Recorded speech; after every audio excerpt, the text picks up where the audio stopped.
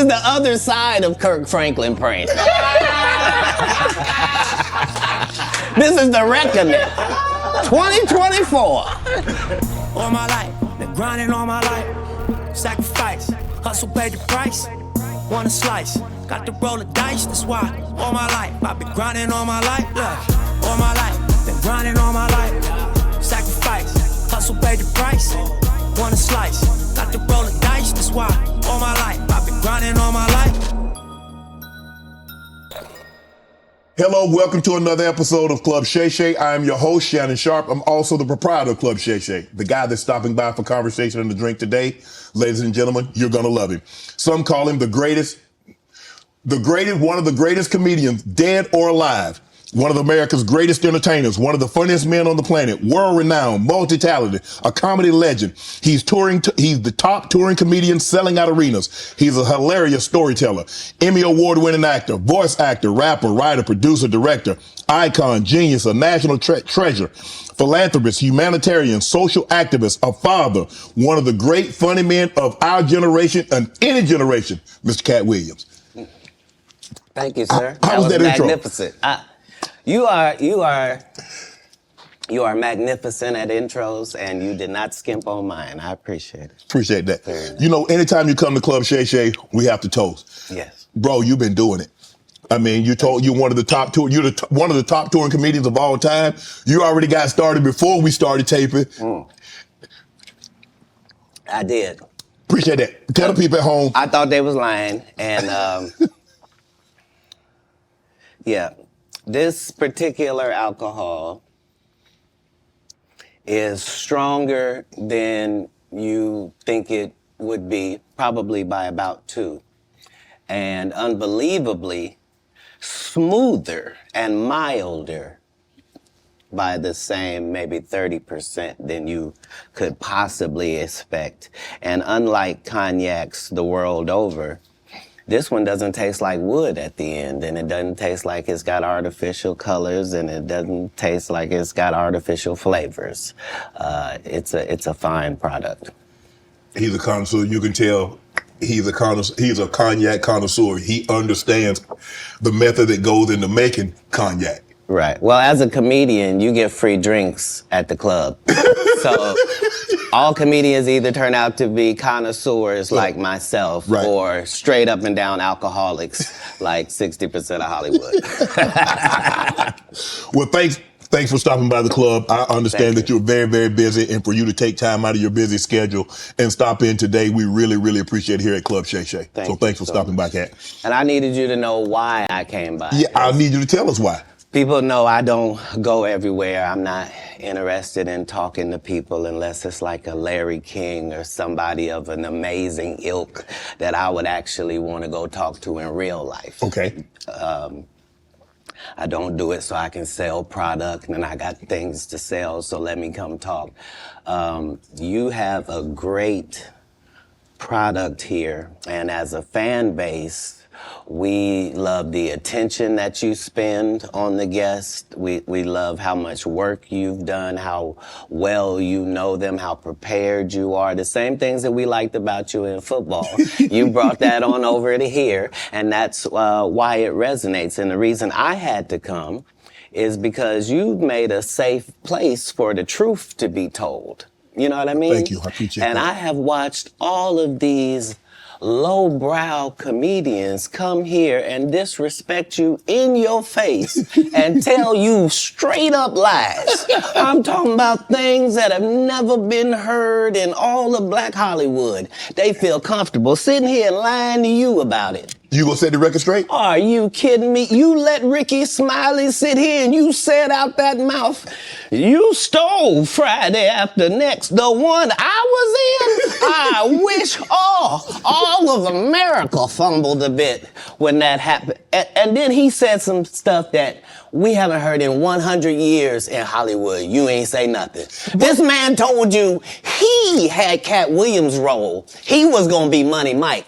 And Katt Williams was gonna be the Santa Claus. Now let's 3 quick points. 3 quick. You mean in Hollywood they cast a 5'5" black Santa Claus that weigh 145 pounds? That's your story. Your story is the Ricky Smiley that couldn't even do curse words because he had a Christian fan base. He was gonna play the pimp. Why you didn't ask him why has he played a woman in more movies than he's played a man?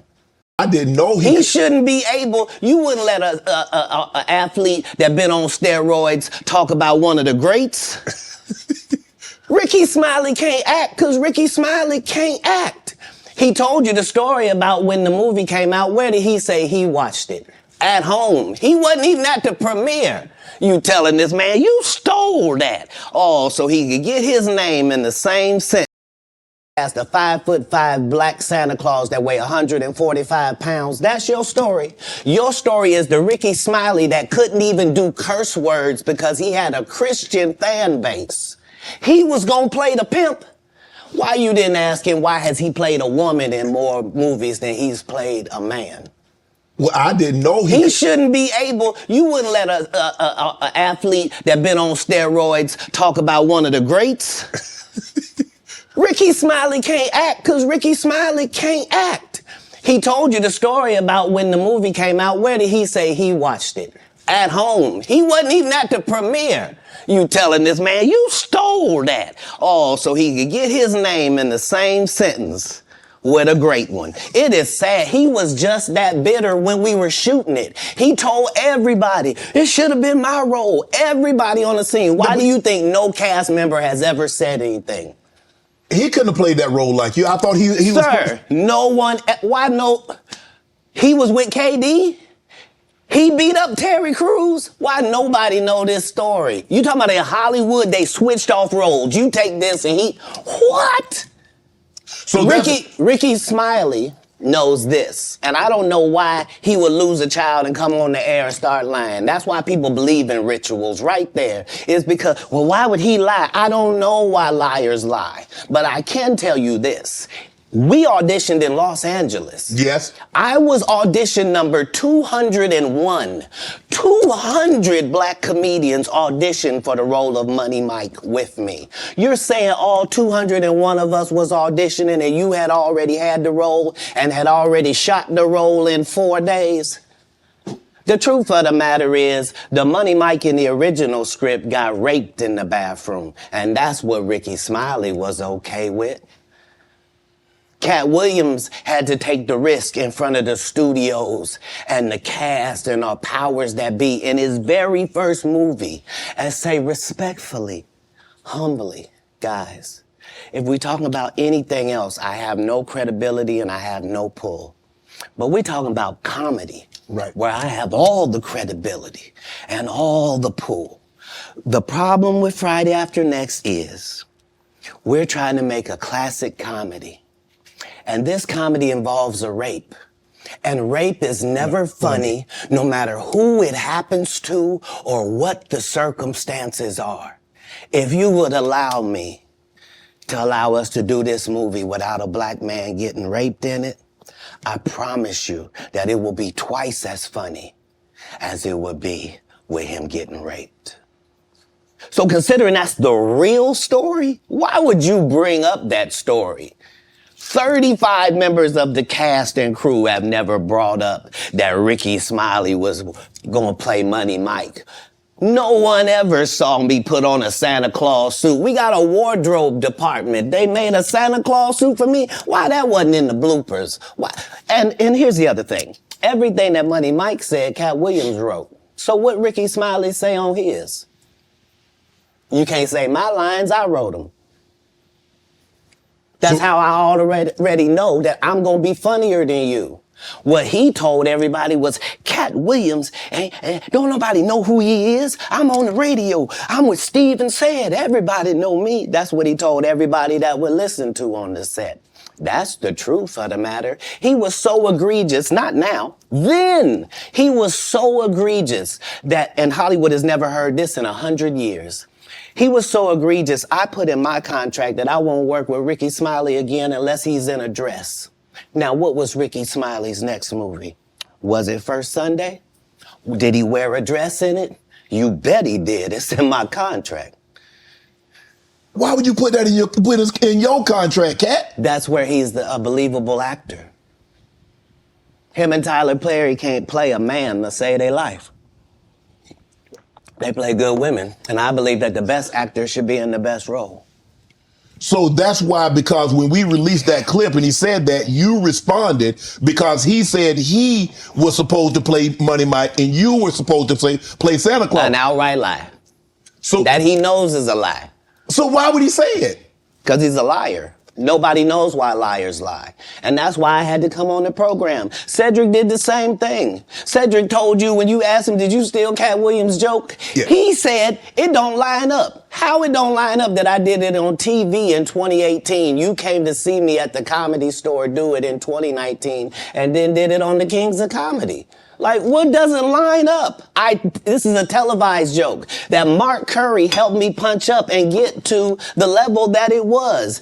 The same Steve that went to go watch Mark Curry do his whole sitcom and then stole everything Mark Curry had. Now Steve got a sitcom where he the principal and he wear a suit and then he gets this high top fade, making all black men think he got the best lineup in the business. And it's a man unit. Then you ask it, why you not a movie star? I didn't want to be a movie star. This the same Negro that hated on Bernie with this same thing. I didn't want to be a movie star. No, you couldn't be a movie star. There are 30,000 new scripts in Hollywood every year. Not one of them asks for a country bumpkin black dude that can't talk good Oba-Kaby and look like Mr. Potato Head. There ain't none. You would have to have range. I played a lot of characters, 60 movie roles. I'm not playing Katt Williams in there. I don't know, Katt. We might not let you drink anymore the way I mean, we ain't even got... I'm not fueled by alcohol. I've had a sip, less than you. The truth don't need motivation. I'm just saying I can't let these dudes lie. Cedric's sitting here telling you why he ain't a movie star. He over here look like a walrus. You didn't say nothing. He can't even get his arms off his stomach sitting over here. Why I'm not a movie star. What? It's a situation. He never wrote anything. Remember, when Cedric the Entertainer starts, he's supposed to be singing, dancing, and telling jokes. That's why he's called the Entertainer. Right. We found out he can't sing, can't dance, and doesn't write jokes. He did 4 comedy specials. They're so bad, Shannon, they're not available on Netflix or Tubi. Can I say that again for the audience? They're so bad that they're not available on Netflix or Tubi. You don't think Sam's a good comedian? The world doesn't think that, sir. I have 12 comedy specials. He has 4 specials that are not available on Netflix or Tubi. It seems to me, Katt, that you had a lot to get off your chest. No. You wanted to set the record straight. Winners are not allowed to allow losers to rewrite history. I don't say any of these things if my name is not breached by these people on your platform. If you give a liar a platform to lie, then I'm not being messy by saying, hold on, that never happened, it's untrue, and there are hundreds of witnesses for each thing I'm saying. So let me ask you this. What is your relationship with Steve Harvey, Ricky Smiley, and Cedric the Entertainer as you sit here currently? For 30 years, they're a group. These aren't 3 random guys. The way that Ricky Smiley kept appearing at all of my auditions is because of Steven said he would tell anybody that, listen, they got a gang on that side. They know what it is. They know who the gang is. Why Earthquake not in movies? 'Cause he's illiterate. He can't read. And they found that out when they gave him a show and put the cards in front of him. Like, all of these dudes are co-entwined and they share secrets. And this is the age of truth. And the truth doesn't need to be scared of the fact that people tell lies. Katt's on drugs. Where are the stories? Why is there no story of anybody who ever sold a drug to me, did a drug with me, was around me when I was inebriated? I got 5 daughters. I got 5 sons. Why would we tell these ridiculous stories? Because it's competition. You feel like, well, why comedy guys can't just get along? Yes. Why didn't you get along with the other teams you were competing against? If you're a Denver Bronco, why you don't get along with the Cowboys? Something something wrong with you? But I don't disagree. I don't dislike all the Cowboys. Katt, damn, you like dislike. No, that's okay, not. what comedians do you like? Did you play against the team? Yes. I've taken 46 comedians with me on the road. 46. Okay. I'm not the comedian you can give that to. I only put on comedians that are funnier than me. Anybody that ever told you differently was a fat Faison liar. There's nobody like me in the business. Faison just caught a stray. Faison said that getting a Netflix special is easy. I have 12 specials. Guess how many Faison got? 0. So why is he allowed to have conversations about real stand-up people? We do not let people who are on the juice discuss real athletes. That's all. As a journalist, that's all. That's all I'm saying. Okay. I don't harbor any resentment to any of these entities because I can't be jealous. I've never seen them have anything that I ever wanted. If you sign up for their program, you get a light-skinned, weird-faced wife that never do an interview. Oh, man, come on. Listen, in 20 years, won't do an interview. Nobody's ever talked to her, and she's never been interviewed anywhere. And now, understand, I'm not talking about one person. What I just told you applies to 7 people. How they all end up with that. That's part of what you get. I came in this business saying I was going to expose. When I talked about Michael Jackson, when I talked about R. Kelly, they canceled me for these things because why would you talk about another black dude? Race is not where the line is drawn. It's God's side and the other side. And we don't care nothing about the other side. Period. All of these big dick deviants is all catching hell in 2024. It's up for all of them. It don't matter if you Diddy or whoever you is. TG Jakes, any of them. All lies will be exposed. That's all.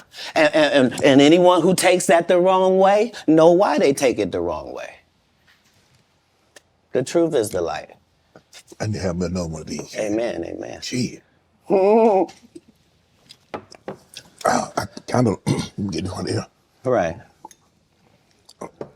After that, I don't really kind of know where to go. Let me one more time. Right. We good now? Because the people want to know, well, why would he get blackballed? Yeah, oh, because I was gonna ask you that. Because in 30 years I've done nothing but collect knowledge and your secrets. So if you and a man was in a corner doing something you wasn't supposed to be doing, you will tell it. No, somebody come to tell me. Okay. I gather that. I value that. I'll pay for that. Come, tell me. I know so many things I shouldn't know, and they all know it. They all know it. Why? Because you don't make me the villain. Not the guy that raises black children and ain't never done a hard drug in his life and don't have no stories of doing nobody dirty. And they'll just go out and they'll lie. The industry doesn't mess with Katt because he didn't show up for the studio. No studios have ever said that. Look at my IMDb. It will show you that no studio has ever lost money with me on the script. How? That's why I'm saying, that's why I can't let Ricky Smiley say he was supposed to play Money Mike. Because I wrote the words for Money Mike. I designed the hair for Money Mike. I collaborated with the wardrobe department and made outfits to make sure that no one in America would be wearing what Money Mike was wearing. I told them to go get the Prowler. I then told them to paint it purple. I told them don't have an actor playing a pimp. We could get an actual pimp, Archbishop Magic Don Juan to play. I did far too much work for somebody to come years later and try to tag along just for their own self-aggrandizement. Why didn't Cube set the record straight? Terry Crews could have set the record straight. Mike Epps could have set the record straight. Why none of them set the record straight? That's what you were supposed to ask him when he told you those lies that but no one's ever heard. Lie. Right, but he's telling you something no one's ever heard of. Nobody has ever heard, Ben Affleck and Matt Damon was in a movie and somebody said, y'all should switch roles. This is a business. But that's the thing, Katt. Normally when people will give you information, I'm thinking I'm hearing it for the first time, and they're giving information no one else knows or has ever heard. So I'm taking them at face value. This is like Steve Harvey telling people he used to be homeless. That's my story. That's not his story. Steve Harvey wasn't never homeless. When Mark Curry was touring with him 25 years ago, he was making $3,000 a show in cash and doing 5 shows a week. They just tell the stories. Thanks to my wife, I'm where I am. You said that about the first wife. You forget that? You told us it was her. Then you went and married somebody else that think like a man. Like, what are you talking about? They think they can rewrite history. Guy Torrey did a beautiful special about the Comedy Store and Fat Tuesday, where he said that Steve and Cedric and Kevin Hart and Tiffany Haddish came through there and made... All lies. Steve and Cedric never performed at the Comedy Store at all. Tiffany was only seen at the Laugh Factory. In 15 years in Hollywood, no one in Hollywood has a memory of going to a sold-out Kevin Hart show, there being a line for him ever getting a standing ovation at any comedy club. He already had his deals when he got here. Have we heard of a comedian that came to L.A. and in his first year in L.A. he had his own sitcom on network television and had his own movie called Soul Plane that he was leading? No, we've never heard of that before that person or since that person. What do you think a plant is? Maybe people don't understand the definitions of these words. In front of 5,000-10,000 people giving a performance with a full suit and tie on, you know what I mean? So yeah. It came full circle. For my life, I knew that the applause and the giving of information and laughs and truth to people somehow benefited them and also benefited you. And yeah, so when they would ask me what I wanted to be, everything that I would say that I wanted to be was something that didn't exist. And they would never give me credit for it because I needed to say a doctor or a lawyer, but that's not what I wanted to be. So your parents weren't as supportive as you would have hoped because you were wanting to be things when you got older that they had no knowledge of or it didn't exist at the time? No, it wasn't that. It was, I'm saying I'm almost 100 years old right now, but if we go outside right now, I can run a 4.340 or sub. I can do a 4.16 if I'm there's Jimmy John's across the street. We can order a sub. But you've been on the submarine. That what you sub? So back then it was even greater. So you got this guy that all the coaches want to play. Man, Katt, don't do that. Hold on, because I'm 5'5" in the 5th grade. I've been this high my whole life. Like, there was a portion of school where I was one of the big dudes. Like, as soon as everybody caught their growth spurt, I was out of there. But I'm saying I was a competitive individual. My father was an athlete. I can see that. No, I've been 145 pounds my whole career. That's why I never bothered when they said, your Katt's on drugs. I knew, how you gonna prove that? My body is a temple. I've been the same size since I was 10. Like, what do you? Yeah, like I haven't changed off this pivot foot. This has always been who I was before stand up or anything. But it was an interesting childhood. I appreciate my parents, even though I couldn't live within the religious frameworks of what they had set up. But that was more not wanting to live a double life and not want to embarrass my family. You know what I mean? Because I read where a form of punishment for you is that they would take books because you mentioned you were such a voracious reader. And a form of punishment was when they would take the books for them because you could read fluently. You told me how at like 3 or 4 years old, you could read, not just a little child's book, but you could read. Well, I'm saying when we go to Haiti to do missionary work, understand that my mother and my father, nobody that's there with us speaks French. And it speaks Creole and reads French. So I'm in charge of everything, from the housing to the cars to the gardener. Like I'm saying, so I'm not just reading, I'm reading in multiple languages. Like How old are you at that I'm time? probably reading 3,000 books a year from the time that I'm 8 years old to the time that I'm 12. The disagreement about? If you say that my family is very religious, just say I'm not. So anything that I'm going to do is going to fall out of the guidelines. Right. But I'm not going to let you tell me what I'm going to be, especially if what you're saying is wrong. I can't condone wrong. And if I find out that something is wrong and I tell you it's wrong and you don't back me,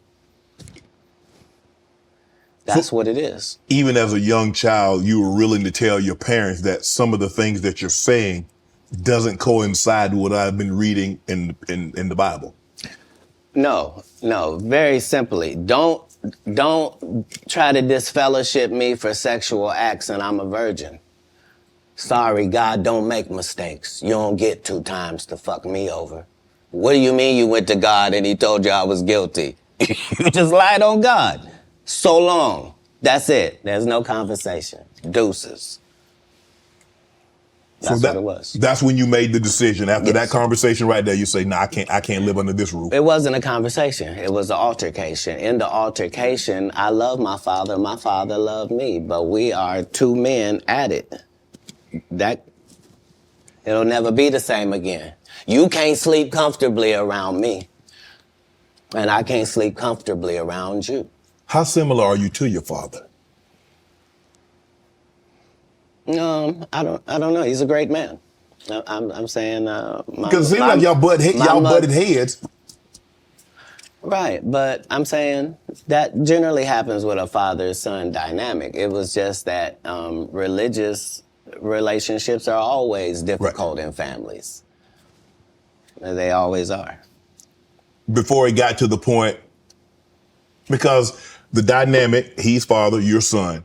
Before that dynamic and you step up on his level and you challenge him, you felt it was best for you to leave. No. I'm not being challenged. I'm being beat to death. Oh, he was abusive. I didn't say that. I said we were in an altercation. I see what you did there. I saw what you did there, Katt. Yeah. I saw what you did. You was in an altercation. You didn't say you lost. You said you was in an altercation. I in no way gave you the impression that I won anything. I'm the one leaving. I'm out of bounds. This is his house. Right. Yeah. So as long as I'm going to be under his roof, there are certain things that I'm going to have to do. Right. And the only way that's going to change is either this or that. And I'm saying I had 2 younger brothers. Like, I'm not an unreasonable person. Like, I don't have any mental issues whatsoever, despite what they lead people to believe. You know, I make pretty good decisions. Were you not? So how was their relationship with your father? Were you not afraid to leave them? Well, I asked because it went all the way to the actual department, so it was actually going to be something. And when I asked them if they could just make sure that my brothers didn't get separated and what have you, they said they couldn't make those type of guarantees, that they weren't really sure what would happen if this went down. And so part of leaving was the hope that it would be okay for them, because none of them experienced what I experienced. I'm saying I'm the oldest. It's a lot riding on me. I'm supposed to at least religiously hold down the family's name at this household. Right. You know what I mean? How much older are you than the baby and the knee baby? Like a lot older. Like if I'm 12, 13. Yeah, they're 5 and in Pampers. Wow. Right. You go to Florida. You tell the story of you were homeless, and somebody else told the story, said they were homeless, and you said they hijacked your story. Now I don't. At 13, I shouldn't have to tell you I'm homeless. I'm in Miami, Florida. I have no family members in Florida. couldn't buy a house if I wanted to. I couldn't get an apartment if I wanted Correct. to. I don't have a credit history. Like, this is not a stretch for me to say that I'm homeless. I'm living in a park in Coconut Grove. The park still exists to this day. For 8 hours a day, I would get up and go to the library and study for 8 hours a day to increase my education. And then I would leave out of there and go to the marina and steal car radios and make $2,000 almost daily. Like, I had a routine. So you really could have played that Santa old thief and Santa Claus. You could have played it. No, the Santa Claus wasn't a thief. The Santa Claus, you can't tell me. I read the script. Ricky Smiley told you he didn't read the script. The Santa Claus was a crackhead. He just had that outfit on. That's what I couldn't have played. Okay. Like, I couldn't have played a black guy that got raped in the bathroom. Right. So at any point in time, did you like, man, I made a mistake, man. I should have stayed my butt in Ohio, man, because this ain't what I signed up for. I didn't experience anything once I left home that I hadn't signed up for. If anything, it saved my life. Me being homeless for that small period of time allowed me to see all of the people that were in that situation and to see that these were lawyers and doctors and teachers, and that these people were white and black and Asian and Indian. And the only thing that all of these homeless people had in common was they made a bad decision and aligned themselves with drugs. And I interviewed them all. What drug? What? And guess what, Shannon? Nobody had a great story. Nobody had a great story of what meth had done for them, what crack had done for them, what cocaine had done for them, what heroin had done for them, what speed had done for them. Nobody had them stories. Everybody's story was, I had my life together. And then I decided to do this dumb thing. And I lost my wife, I lost my house, I lost my cars, I lost my reputation, and I'm now out here sucking penis in the woods. What? Talk about scared straight. You ain't got to worry about me. If it ain't weed or nicotine, you won't see me touching it. I don't want no parts. I done seen what these things can do to people. Anything that take over your free will is the devil itself. Have you ever thought about what your life would have been had you stayed in Dayton, Ohio?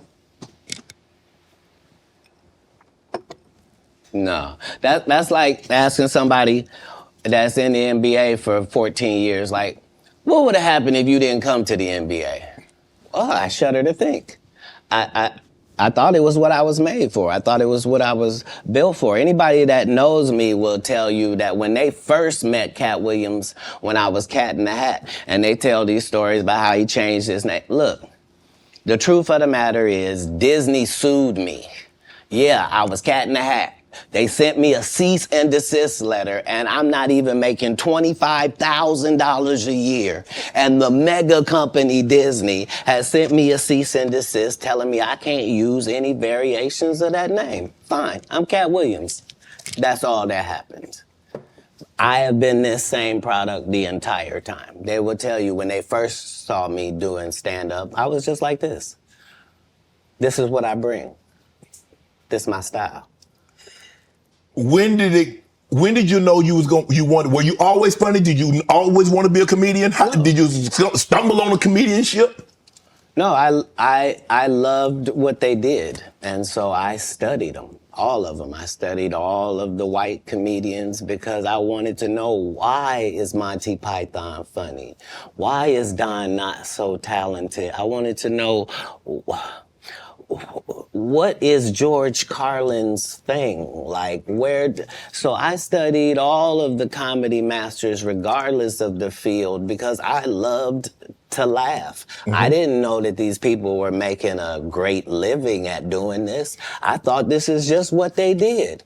They tell jokes. They're funny people. But I loved the craft. And that's why when I got into the craft, I thought it was my obligation to make sure that I kept writing new material so much that it forced these comedians to stop doing the set they've been doing for 10 years and keep writing some new stuff. And I knew that if I could get that to take on, that most of these bums would have to just quit comedy because they can't keep up.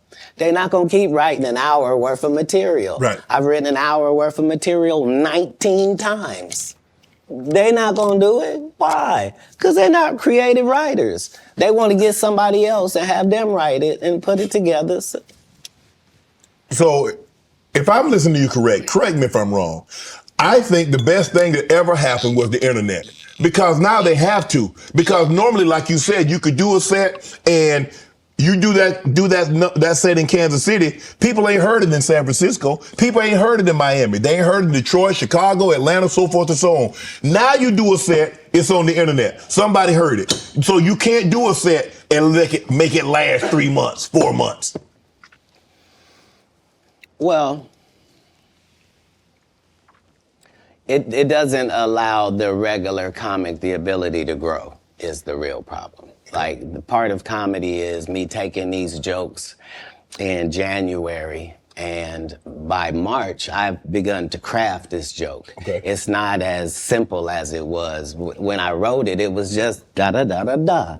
But now it has the complexities of the fact that I'm having to deliver this to an East Coast audience, a down South audience, a Midwest audience, a Utah audience, a Colorado audience. And so it begins to take on a different complexion because you're having to deliver it to different people. Okay. And so this is what sharpens your joke. You then take those sharpened jokes and make a special.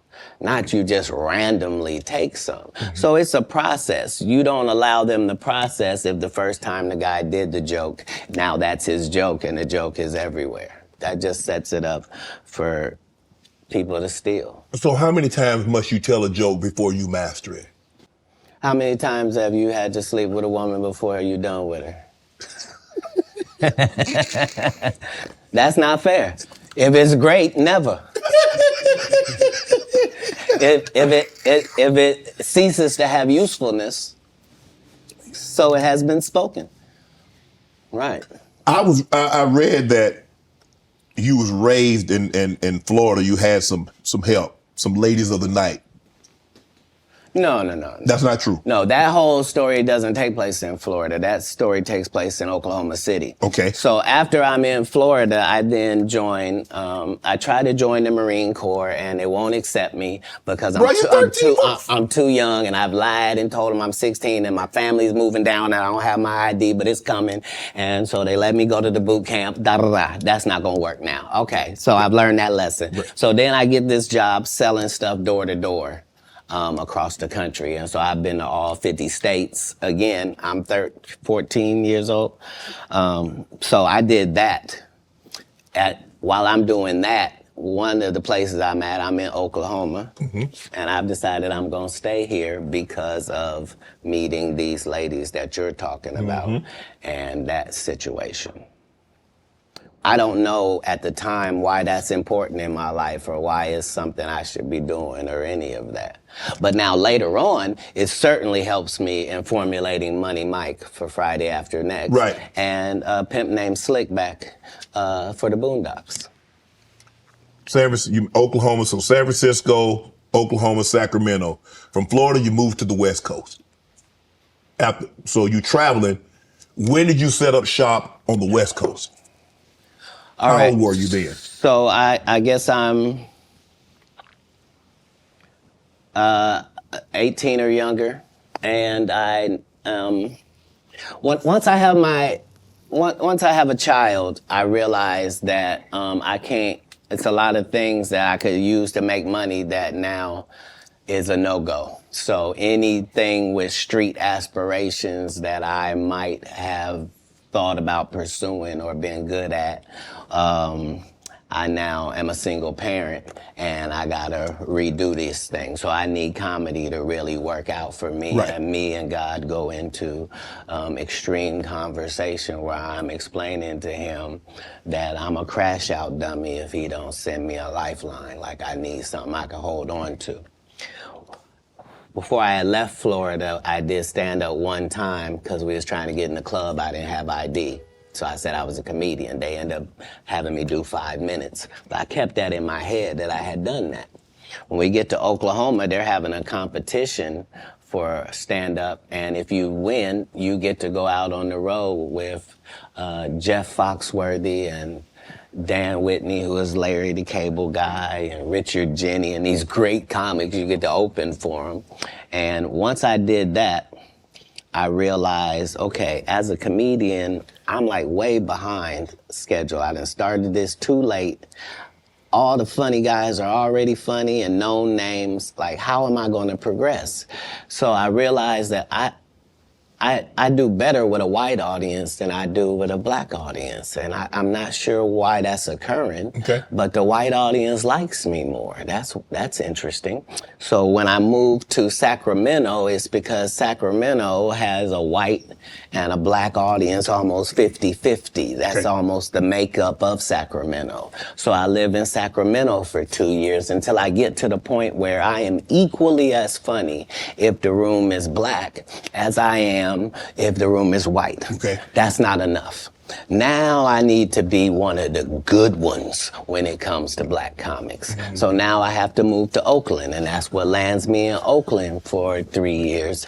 Once I have dominated male black comedy in Oakland to my liking, now I'm prepared to go to Los Angeles now.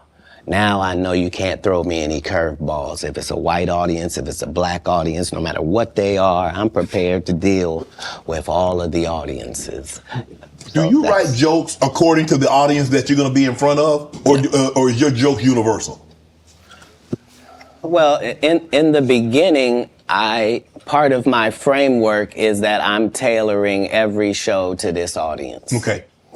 And that's how I was able to show my range and show that I was better than my competitors, is that I'm Katt Williams, but I was still doing clean comedy. So I was still going to churches and doing 45 minutes of stand-up at the church with no curse words, no sex, drug material, no none of that, just straight stand-up. And then I was doing everything else. And at the regular club. Yeah, that was the range, is that when in Rome, do as the Romans do. So that's how I started. But as you begin to get better, you begin to be able to speak to your entire fan base. And that's really what's been helpful, is that I've been having the same conversation with my fan base for 12 comedy specials. Is that what set Katt Williams apart, is your range? Is that you can do a comedy, do 45 minutes in the church. I can go to a comedy club in front of 250, or I can go into an arena with 15,000. That's range, because everybody can't do that, Katt. Well, if that's what range is called, then yeah, it's range. But I like the people I'm talking to. You see what I'm saying? So it's not like it can't be condescending, because I'm talking to my white male friend when I'm telling that white joke. When I'm talking about this joke about this black lady, I know that black lady. That's who I'm talking to. I'm speaking to this fan base that I've been speaking to from the beginning. I already told them what I was on when I first came in. I told them they was gonna come after me. They was gonna cancel me. They was gonna say terrible things about me and try to mess my life up. I said that coming into stand-up. I'm saying it in my So you knew it was going to be? It has to be. I know I'm going into the belly of the beast. How could I be naive? I know that I'm going into Satan's playground, but I'm trying to be so good that you got to bring me in so close that I can see who's doing what and what's going on in there. In San Francisco, you joined the Nation. I was never in San Francisco. I was in Oakland. You was in Oakland. Did you join the Nation? Is that? Yeah, Honorable Minister Farrakhan and I have an extremely close relationship. He refers to me as one of his sons. So, yeah, I spent a particular period of time. Let me explain. Yes. Because my particular background was already religious and super strict. right? I didn't find out about other religions by reading about them. I went to their religion. I don't want to learn from Jewish people from outside. I want to be in a synagogue. I don't want to learn about Muslim people I want to be in a mosque. I don't want to hear about the Baptist or the Pentecostal. I want to go to their church and see. And so that was the religious discovery that I was on through that period in my life. When did you know you were funny? Probably about 10 years ago. 10 years ago? Yeah, about 10 years ago. So you didn't think as a child, because obviously you said the very structured background, your family was very religious. So obviously you didn't get an opportunity. I never did a talent show. I was never in any extracurricular activities. I was never in drama. I was never in band camp. I was never a Boy Scout. And you didn't stay in school long enough to get funny because you dropped. You understand. So there was no, I don't tolerate high school games. I didn't go to high school. I don't know how most of the games they think I play, I'm not even aware of them. But Katt, for you to get on stage, and like I said, a lot of people, like a lot of comedians, I had a few here, they're like, okay, I told jokes to get girls, I told jokes to, get people to laugh at someone else. Yeah. But you is like, you say you did comedy one time in Florida. Yeah. And you had this other opportunity, like in Oklahoma, that they were going to take you out if you won the talent show. You was going to go on the road with these well-known comedians. And I did. But I'm just saying, how in Florida at 13, 14 years of age, you like 16, I can do that. Well, because I knew that there were a lot of other things I could do. Like when I looked at drug dealers, I thought I could do that. Yeah. You but see that's what I'm easy. saying? So right. And who doesn't like that? Right. Huh? Yeah. I'm trying to figure out how I'm gonna make it. But now that I gotta do it on this side, but no, your question was, when did I think I was funny? I never was my biggest fan. To this day, I'm not the biggest fan. I'm a fan of comedy. I like great comedians. Like, I like Chappelle. I like Patrice O'Neal. Like, I like the greats of comedy because I do. Like, I like Ron White. I like Bill Engvall. Like, I know comics. Like, people that did the craft, they raised me. I was touring with Steve Marmel and Richard Jenny and real journeymen. Mm-hmm. So my comedy upbringing was standard. I thought you had to work all night, every night, all around the country, and you had to write jokes, and that you were trying to write jokes that other people weren't writing, and that your job was to be funnier. Like, people that know me will tell you I've been on this. Like, I had a list of all the black comedians that were more famous than me. There was 300 of them on the list, and I had to be able to cross them all out before I could make it to the next level, before I felt like I was funny enough to do that. And so I appreciate what competition does for sports and for my particular sport. And comedy is a sport. What gave you the confidence that you could get on stage? You remember, I was 5 years old on stage. Okay. So performing in front of people was no problem. But I was reiterating God's word at that point. Oh. Now, I just have to make sure that the content is good. If the content is good, what part can I not do? I'm a vessel. He's given me these gifts to be able to do certain things. So I just want to utilize them in my craft. That's all. Do you remember your first set? Mm-hmm. How long? 5, 10 minutes? No. I think 3 minutes. 3 minutes? Yeah. Standing ovation, boos, some applause, some jeers? No, none of that. They applauded like I was a professional at it. But now looking back, I understand. Because you gotta understand, they were all thinking, he don't even look old enough to be in here. And we don't have any black guys that live in this town. Right. Where did he come from? And then he gets up there, and for 3 minutes, he's talking about the fact that he is the entire black community. Right. And he is as disappointed in them. It looked like they looking for where the rest of them is. And so is he. And that was his set. But I understood from that point that the truth is really the commodity, and the fact that we are all individuals and all separate and all our own islands, but not in real life. In real life, it's only 5 or 6 different types of people, and you're gonna see them everywhere that you go. And all my enemies all look the same in the eyes, whether it's Faison, Wanda, Aries, Spears, they all look like... Man, what you got against Wanda Sykes? You think I don't remember that? Sir, Wanda Sykes and Wanda Smith are 2 separate people. Wanda Smith. And I had only said one name, sir. Wanda Sykes I'm is amazing. I love Wanda. And I agree. I love Wanda. That's my girl. Mine but as well. I remember on the radio, you went on a radio interview. If I'm not mistaken, that's in Atlanta. Right. And you came on there with seemingly good intentions. And she attacked you.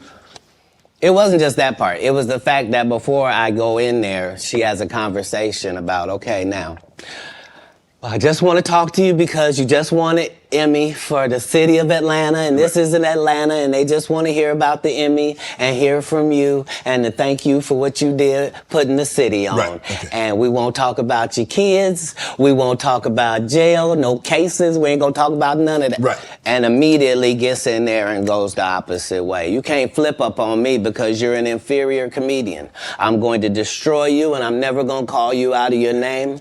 I'm never going to say anything disrespectful to people that look like you.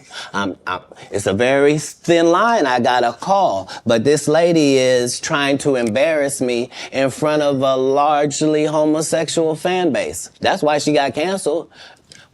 Gay people don't take it kindly that you would, as a derogatory, call me gay. Gay people don't feel like it's derogatory.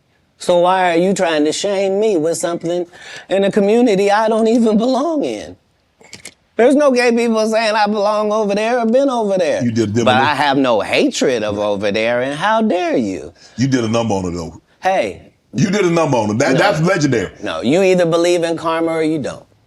Because I didn't even know any of the stuff that she had done to my fellow comedians until afterwards. I just know that it was a setup. Right. And remember, they tried to kill me this same weekend. Not in jokes, with a real gun in my real face on real camera. Understand I'm losing my life for participating in something that goes along with my job. Like, it's 2 comedians, what do you mean?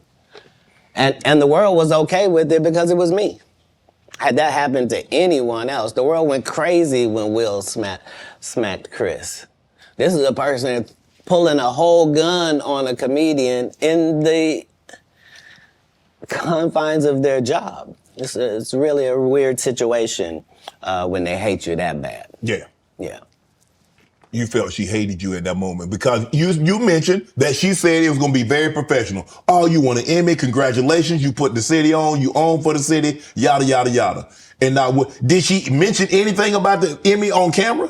And you know that none of that took place. See, the issue is that all the comedians have to come do these radio stations because you have to sell your tickets. And so that means you have to go to the radio station. Yes. I don't go to the radio station, and I don't make posts to sell tickets. I just don't. So you've not seen me. I'm not here in some subservient position where somebody sent me over. You here out of the kindness of your heart. You are.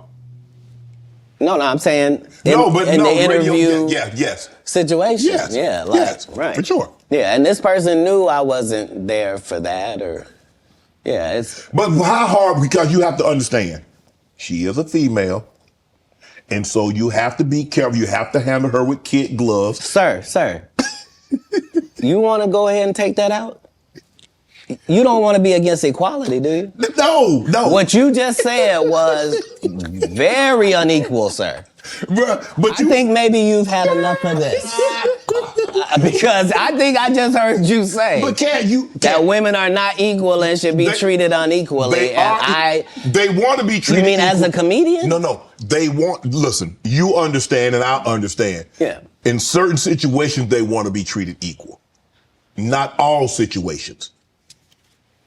And what part of what you saw her get Oh, she deserved everything you gave her. What part would have been different if she was a man?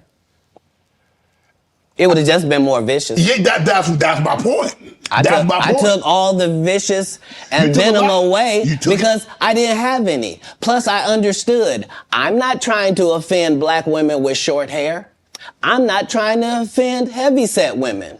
I'm not trying to upset fellow comedians. I'm not trying to do any of that, and I am qualified to be able to do none of that and still eviscerate you because I'm smart enough to know that I need to say that you have gnarled fingers because I know your limited education means you don't know what the word means. So you can't possibly respond to it. You're not sure of the meaning.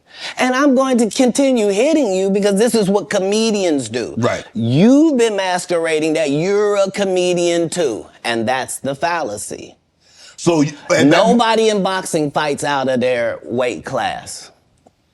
If you're a 130 pounder, you don't just show up with the 160 pounders. You stay in your weight class. Is that what you wanted to do?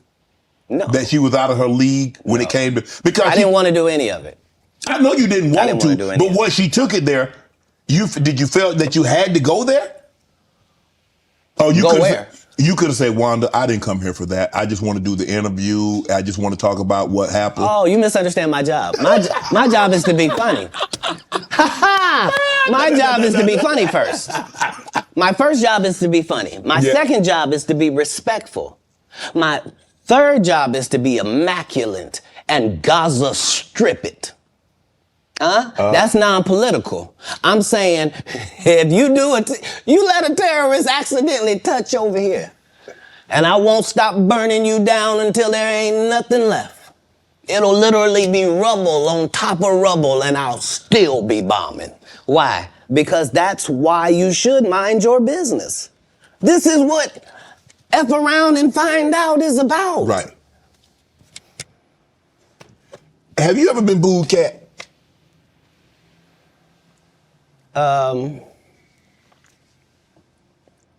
Yes. Yeah. I have. What was that feeling like? Did it want to give up? Because because when you have, I don't know how early it was in your career. Obviously it hadn't been I don't think it's in the last decade because you've been immaculate. Have you ever dropped a pass? I have. I've been booed too. You know the little segment between everything is fine and I got it, and then you noticing where it is now? Mm-hmm. Yeah, it's that. The thing about as a comedian, the audience's opinion is the only opinion that matters, not you, the writer, not none of that. And so I don't think any comedian has ever been booed unnecessarily either. They deserve it. Oh yeah. I'm saying, what do they say when a guy shoots the air ball in the NBA? They say air ball to make sure everybody knows. But again, he still got to get back on D. Right. Like the game didn't end. He don't get to throw his hands up and sulk. Right. That's supposed to be used as a learning experience. Most comedians don't get booed enough.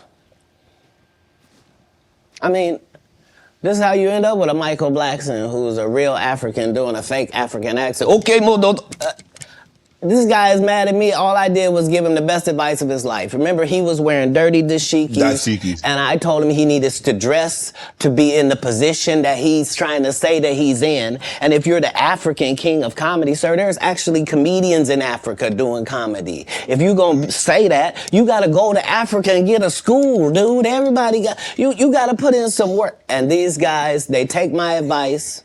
They change their whole persona. And then they hate me for it. And generally, I'm just too big to comment or make a statement about it or do a live or any of that. But when it gets to be a whole grouping of these guys, I gotta come and talk to Shannon. I gotta lay it down at the altar. You know every comedian. This is the other side of Kirk Franklin prank. This is the reckoning. 2024. The reckoning. You watch that. You know every comedian that's been on my show. You watched every episode. Cause No, you know. that's not what you said. You said I know every comedian. You know every comedian. You're limiting me. Oh, you watched every episode because you know things. You know things. That's always where I'm trying to come from, whether it's comedic or otherwise. That's why even if you see me get arrested 10 times in a row on TV, as a fan of mine, you can be like, he finna be right out. Yeah, but they just said he didn't do it. He couldn't have. It's stupid. Why would he do something stupid knowing he got to come back and talk to us? Nah, they respect that every time it happens, I'm going to be free as a bird sitting out here talking to you about it, that it really was what I said it was. That's all. You end up, you come down, you're in LA. Yeah. Now, I'm reading Katt Williams won Cedric the Entertainer's Anheuser-Busch Best Los Angeles Comic Award. Did you win that award, won Katt Williams? It's a simple yes or no. It's not a rhetorical question. It's a question that probably should have been asked to Cedric the Entertainer. I'm asking you. I got you here, though. I know. I couldn't believe Cedric didn't get asked that question. You still a dude's joking and giving an award, and then 10 years later you don't know nothing about it. Hey, but I promise you this. What? If he sees me again before he sees you, he'll be talking different when you see him. That's for certain. That's the difference. That's what these comics understand, is that I'm not doing nothing for clout. I don't even recognize clout. But eventually the Lord is going to let me and you be in one hallway. A lot of these dudes go... Kevin Hart done went 25 years without ever being in the same building with me at the same time. If I go in the building, he walk out. You've never seen us in the same building ever in 25 years. Like, it's like that. Why? Why? Yes. Because I'm really the product. It's not what you think. I am never under the influence of anything. I'm always in my right mind. I'm always a physical specimen. And when you see me, I'm much, much bigger than you had thought. I have far less play in me than you would like. And I'm relentless. I'm out there. I'm still, to this day, I play 11 games of basketball with a 20-year-old. The record is 92-6. This is just in the yard, just to the rack, just cause. You work out, Katt? You work out, Katt? Not to the gym. You don't work out in the gym? You do push-ups, sit-ups? My whole life it was just push-ups and sit-ups only. I would do like 100 push-ups a day. Just. I thought you were gonna say 1,000. No. Because this is literally every day. Right. This is not for the gram. You know what I mean? Yeah. Like literally 100 a day. And I would do push-ups, and then I tore both my rotator cuffs. And so it was only thanks to golf that I was even able to get my You a golfer now? back. I've been a golfer for quite some time. My short game is impeccable. I can't get you but 2 and some change off of the tee. Off the tee, but I'm still coming in for par guaranteed. Are you playing for the tips? No. I've found that you don't get anything for that. It seems very egomaniacal. They go, hey, Katt, for free, you can go further back. Hey, what? Wait a minute, does it still count the same? Hey, I'm up at the ladies' tee. Don't tell me my pronouns. On the golf course, I'm she, her, him, them, and they. Whoever at the front tee. I know we're joking, we're having a great conversation, but you did win the award. How did the award help your career? It had to help something, Katt. Nope.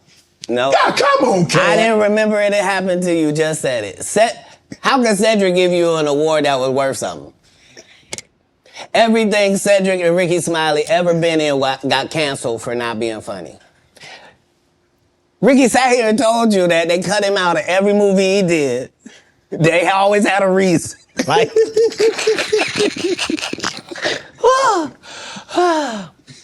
that's why I'm funny, because I'm a happy person. I laugh all day long. I can't even imagine the misery of these bums. Just to not be good at what you do, not work hard at what you do, but have to act like you're the best at what you do. It is crazy. It's crazy. But they be touring, they be doing like 100 shows a year? That's me. I don't run into none of them. That's what I'm saying. If you a Faison Love fan, you mean you've been a fan of him for 32 years, you still waiting on him to do his first special? You mean to tell me if Steve Harvey, your favorite comedian, you mean you've been waiting for him to do stand-up for 15 years now? I mean, Steve got a lot of other DL's still out there. None of those irons matter to stand-up. Who cares that they wrote a placard for you to do Family Feud on? Like, you're successful because we're surprised you can talk for a living and it's entertaining that you're gonna say some funny country things. But not a writer. Right. Not a writer. How did you develop Money Mike and get it? I mean, everybody talk Money Mike. How did you come up with that and said, you know what, this is how he should dress, this is how he should talk, this is how he should look, this is the kind of whip he should ride, this is how he should talk? So if you'll remember that was my first movie, just understand that what I did then, I've done with every single role, whether it was an Emmy-winning role or whether it wasn't, whether I was playing somebody homeless, whether I was playing a dirty vagabond on Atlanta, whether it was an eccentric guy in First Sunday, regardless of what the role is, the first thing I do is erase me from it. Okay. So anything that I would naturally do, that's what I'm not going to do because I'm playing a different character. You're playing a character, okay. Right. So I then create this person based upon real life circumstances. So I don't have to wonder what a pimp thinks because I've been in that position for a little while. I also worked manual labor for some time in my life, so I don't have a problem paying somebody that works. And I don't have a problem being a go-getter because I'm a go-getter. So I bring whatever I can to these characters. I was able to...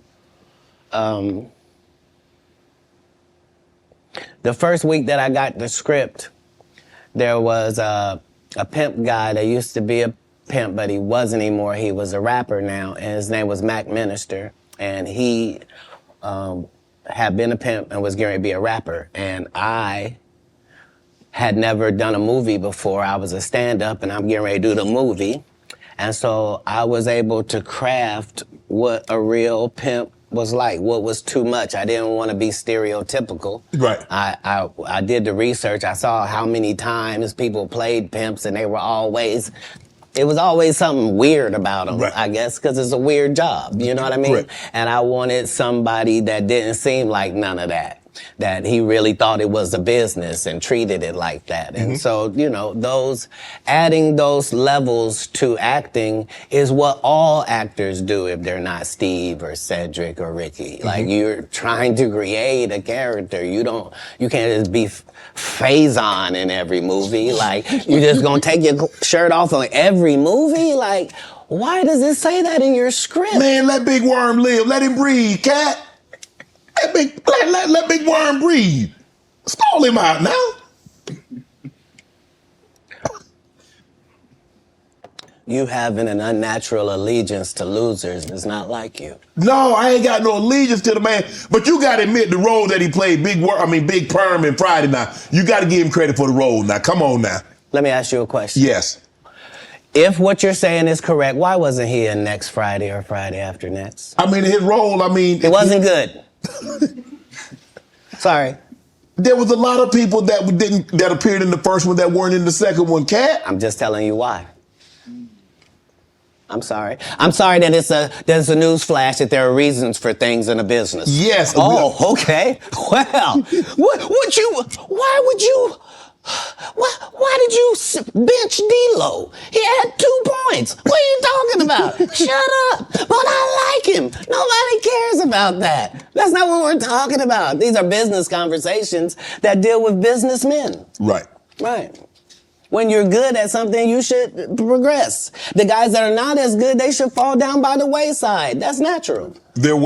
So you believe if your talent doesn't support it, you should fall by the wayside, and the guys that have the talent and they get elevated, they should move. No, that's what water says. That's what the universe say. The universe say the levels. No, not I say. Who am I? I'm nobody. But I'm working every day as if I think that's what should happen.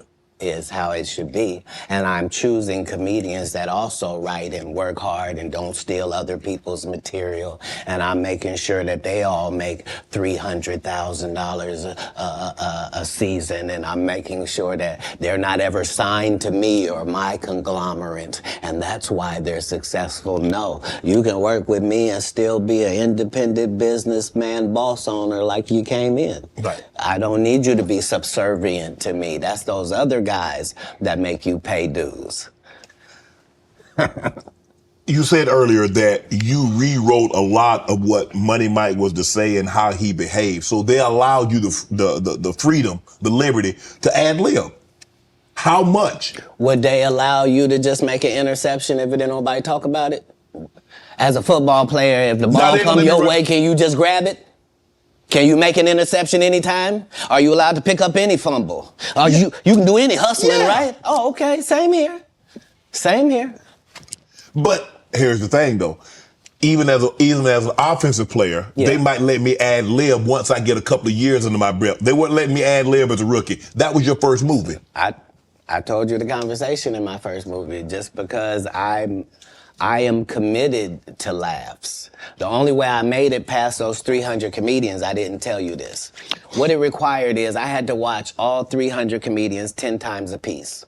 I watched your set 10 times of you performing, whoever you were, and then I counted how many laughs you got every time you did these amount of minutes. So if you told me this comedian and told me he did 30 minutes, I could tell you that he got 26 laughs in that 30 minutes because I had done the numbers on everybody. So I didn't just say I was funnier. I knew I was funnier than the comic you liked, and I could tell you how many jokes funnier I was because that's how we judge stand-up. You do 15 minutes, I do 15 minutes. How do I know I'm funnier than you? Because you got 6 laughs and I got 16. I'm almost 3 times better than you, low-key, boy. But I'm never gonna tell you the formula. So you gonna keep just going out there telling jokes, not understanding that psychologically, the audience by 10 years is convinced that I'm funnier than you. They just don't know why. Because I'm putting out more content, better. I had Terry Crews on here. He said at the time that you did the movie, you were homeless. Is that true?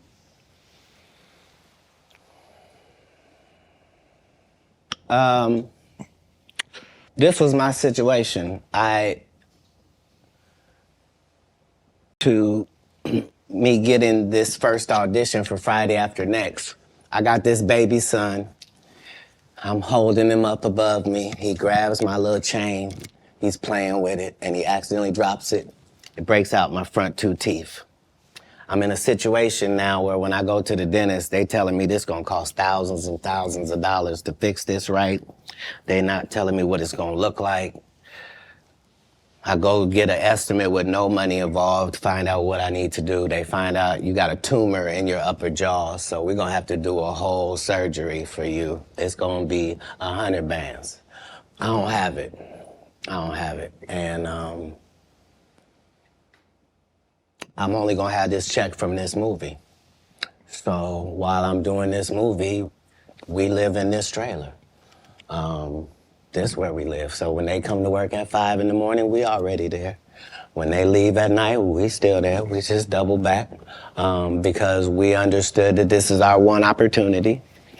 And we have this opportunity to change our lives, just like a young man going for the draft. Right. We can actually get in the league with this. There are 30 comedians on this cast. They're all magnificent. This is the holy grail of the situation. So yeah, I was able to make sure that, because it wasn't just my first movie, it was KD Albert's first movie, it was Terry Crews' first movie. Absolutely. I was the leader of this group, which meant that we didn't do their rehearsals, they did rehearsal, we did our own rehearsals daily to make sure that we were at the level of professional actors, which is what made it so egregious, that guy. Saying, I was supposed to. You were supposed to what? Katt, he did have a good part in the movie, man. The Santa Claus was funny, man. The dude said the entire time we were filming, I can't play this role. They got a bandana over my nose and my mouth. My family not even gonna know who this is. So yeah, tell your story. Terry Crews also said that you guys had a lot of conversation, that this was your opportunity and you needed to seize this moment. Terry had the benefit of having been in some very high-profile situations already and took L's. Mm-hmm. Like, he had been in the league, you know what I mean? He had done pro wrestling. He had done a lot of things. He had been televised in some things that hadn't worked. Right. And this was just fortuitous for him. And now you know what nobody has ever said in the whole industry in 20 years about, you know, the whole Money Mike not getting raped in the bathroom. Right. So I understood going in that there's no reason. I lost for a 5-year period, every single movie that Kevin Hart did was a movie that had been on my desk, that all I had said was, just, can we take some of this step and fetch it shit out? And then I can do it. Like, it don't need to be overtly homosexual, because I'm not homosexual, right? It doesn't need that to be funny, right? Mm-hmm. And me saying that and them going, oh yeah, no problem. And then going to give it to this other guy and having him do it just like it was, and acting like I'm a bad person because I keep standing on my standard. But yeah, it's interesting, but I wouldn't change it for the world. Like, again, I'm on the winning side of these decisions. You know, look, I've had Cube, I've talked to Cube, and a lot of people say Cube doesn't pay. What's your relationship with Cube, and what did that opportunity mean for you? Well, the ungrateful bastards that would say anything about Cube's payment, you shouldn't even talk to them anymore. Like, you don't go to Goodwill, you don't go to a Goodwill thrift store and go, look at all this cheap ass shit. Why don't you shut up? Why don't you shut up? You could have went to Hermes. Why you didn't go to Balenciaga? Why you didn't get a bowl of the Balmain? You want to have that conversation? Right. What you mean, the independent black dude who's filming it partly out of his fucking pocket? What you mean he didn't pay you enough? They weirdos. That felt like they earned the opportunity because they were big. No, yeah. I understood. That ain't no $200 million movie. Well, I mean, how much did you expect you was gonna make? Well, I made enough to get them teeth fixed just like you did. Yeah. So it was no harm, no foul. I knew that I was gonna go from there, and there was no turning back for Katt Williams. Okay. Well, here's the thing. I wrote it. What I'm saying if I did it and I did a good job at it, you can thank me. I was involved. Right. I'm not gonna come later on and tell you, I never even read the whole script. So how you know what roles? What? What do you mean you never read the like these guys' whole job is to present something, unfortunately. And I'm just not a presenter. If you ask me a question, I'm just gonna tell you the truth of how it went. Would you be willing to do another Friday? I did. I was supposed to have been writing it. This is what these guys are mad about. Like, we lost some great people before this movie could come out regardless. Right. And so, yes, there desperately needs to be one. But We miss John Witherspoon in a way that can't really be quantified, Right. if I'm being honest with you. And the Chris Tucker that we got now is Epstein Island Chris Tucker, Oh, Lord. not Smokey. Oh, Lord have mercy. Whew. If I didn't know no better, I'd tell you he's the greatest. I don't care what you say. To be confident and not delusional is a real skill. Most of these confident people we see is really delusional. Well, you don't think they asked Chris Tucker to come back in the second Friday?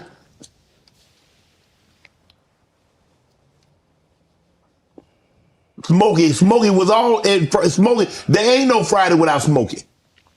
We all agree to that, and there's no next Friday without Friday, and there's no Friday after next without Nah, Friday. we talk about the road because you said that they don't. Here's the thing. Okay. Here's the thing.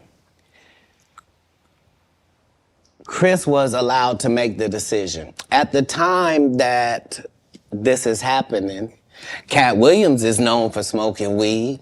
Willie Nelson is known for smoking weed. Right. Snoop's known for smoking weed, but none of us is really known except Willie.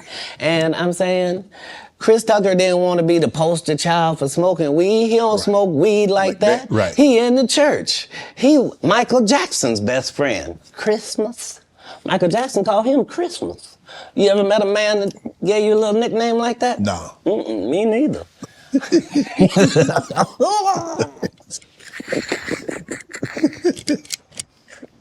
Must be the greatest.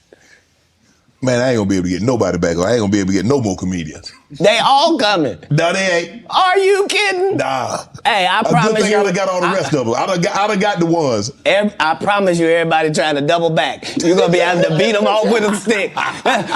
You gonna let him? They're coming. Much as. You're on Def Comedy Jam, Comic View. What were those experiences like? What do you remember most about Def Comedy Jam and Comic View? Comic View was everything. Comic View was really the break, and not Friday after next, just because Comic View was just 3,000 of your stand-up peers, and we just throw sets of all of them up there, and we see who the audience likes. Who do they like? And it was a great wild, wild west time to be involved in comedy. And the same is true for Def Jam because hip-hop was a fad at one time, and hip-hop ain't gonna last, and why are you doing that? And that's how it was for blue comedy. Mm-hmm. If you were a comedian that cussed, you were ridiculed by the mainstream comedy geist. That would be like me being on Joe Rogan. Joe don't want me on there. I need to be on Shannon. Joe got 6 comedians that never been funny. He want to push out. But that's really how it is. I'm so sorry I'm competitive. You an athlete, right? I can tell. You understand. Will there ever be another Comic View, Def Comedy Jam? Could that, in today, in 24, 25, 26, could we see that again? They've already announced it. It's already going. You didn't know? Mm-mm. Yeah, Kevin Hart purchased it, so he's now doing Comic View. That happened at the same time that they gave DC Young Fly Hollywood Squares. Where? Yeah, because they tell you that there's no gatekeepers, but we keep seeing the same people open the gate. Didn't Kevin open the gate and let Tiffany in? Ain't he now opening it up for... Don't such and such open the gate? What do you mean ain't no gatekeepers? There's 100 gates out here. Would you Everyone I've seen got a keeper. Would you have wanted to do Comic View or Def Comedy Jam? Would you have wanted to be? I think we just mentioned I did them both. No, I'm saying purchase the rights and refranchise it. Nope. They didn't offer it to me anyway. Like, Comic View did a couple of disservices to comedy as well. Mm-hmm. So there were people like me that were out there getting 2 and 3 standing ovations in one set. And that wasn't good for television. So what they did was they started making everybody get a standing ovation. So they would tell the audience, when they get off stage, everybody get up and cheer. And so now the fact that I'm the only one out there going to get standing ovations is now making people think everybody get a standing ovation. And that's not how comedy is. So Right.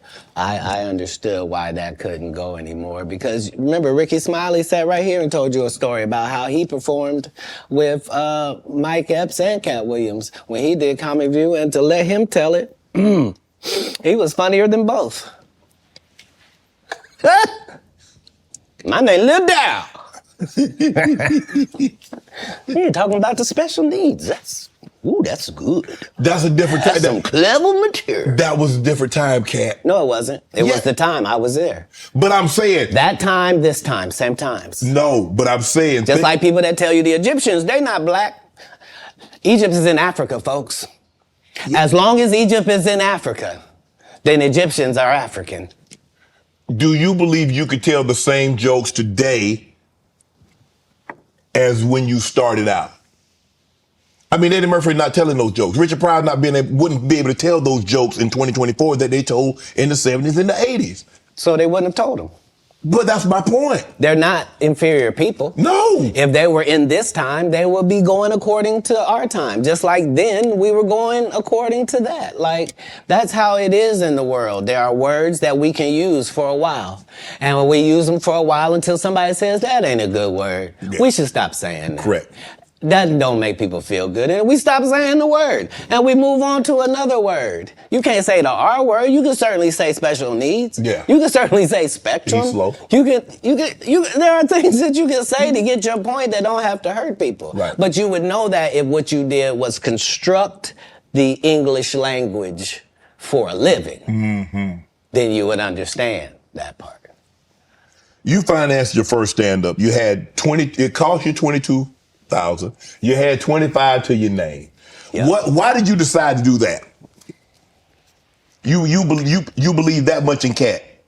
I believe that much in business. In business, the goal is for you to become independent and be the boss, take the responsibility, and also get the profit. Okay. That's all. How can I be looking for you to put me on if I wouldn't? And if I can't show you what you missed out on, why would you believe me? Now, the fact that I was able to do it 12 times,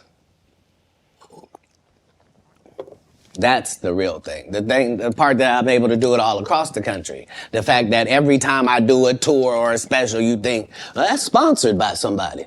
Somebody did a good job. No, just the one that might mentally not be all there. He's the one picking the outfits, writing this guy's material, booking the shows, making sure he gets there. He's the one hiring the other comedians. But hey, I knew that that's the end goal. So if that's the end goal and I'm there when I start, why would I deviate from that? Right. Remember, my goal was to get this far in Hollywood and still have a virgin asshole and never had sucked a penis. That was my only goal. I didn't want to get with a white woman because I was scared she might have me running down the street like Jonathan There Majors. you go. See, come on, Katt. Not because I didn't like white women. I think white women are as great as any other women.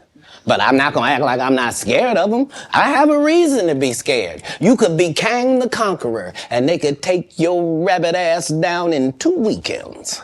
And that's the truth of the matter. So I stayed away from that. And remember, I told you the drug story from when I'm in the park. Yeah. So these are just the things. I had all of those when I came in. I already was ready for that. That's what they don't like. I did not know. You're telling me and showing me a side of the business that I didn't know. That you guys are, man, the competition, the competitiveness. That's all business. I don't care if they're selling Coke. You wouldn't believe the things that Coca-Cola says about Pepsi. You wouldn't believe the water conversations between Dasani and Liquid Death. Like in all business, in all sport, competition is a driving force. And I don't require anybody to be better. Who am I? I just require if you're a loser, And you've taken shortcuts at every chance. And you've made sure that you didn't put anybody on that really had a work ethic and was a God-fearing person, and you helped it. If that was never you, then don't act like that's you.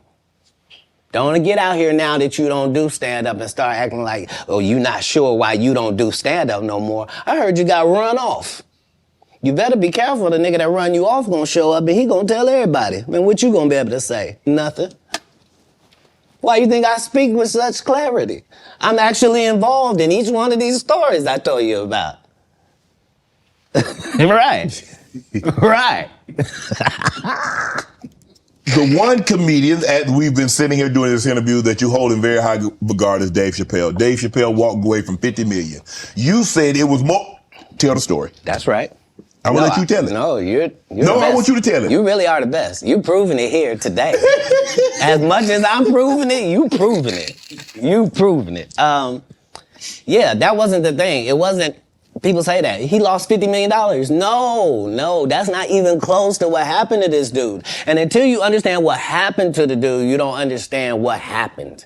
Like, no, not they offered him 50 million and he turned it down. Who gonna turn down 50 million? Now, I've had to turn down $50 million 4 times. 4 times. Just to protect my integrity and that virgin hole I was telling you about. Right. Because P. Diddy be wanting to party. And you gotta tell him no. You got to tell him no. I did. I did. See, I got the receipts for everything I'm telling you. That's why I can say them so freely. Can I need another one? You here, get your number. Thank you, sir. Thank you. Come on. Because early on you was accusing me of being... Katt, man. Yeah, it's crazy. I mean, but you know, some of these people... Martin tried to put me in my first dress. When he had to go on his hiatus, he tell me, Katt, when I come back, I need you. You my young partner, you my brother in comedy. When I come back, just promise me that my next movie, it'll be me and you. We gonna do it together. We gonna do some buddy cop shit. I said, Martin, you got my motherfucking word, my nigga. Go do what you gotta do. When you come back, I'm in your movie. Don't trip. I don't need to see the script or nothing. You know, we get in that office and this fool pull out Big Mama's House 2. I almost died. And I gotta read this script from all these good white people. Where this nigga want me to get in a dress with him. And I'm literally saying to everybody, why is he in a dress again? You already played the old lady as an FBI agent.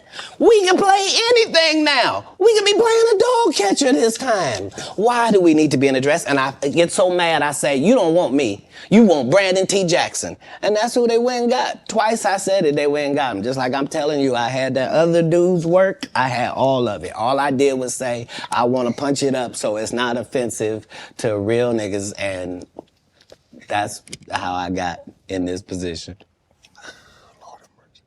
I sure hope I have Club Shay Shay after this air.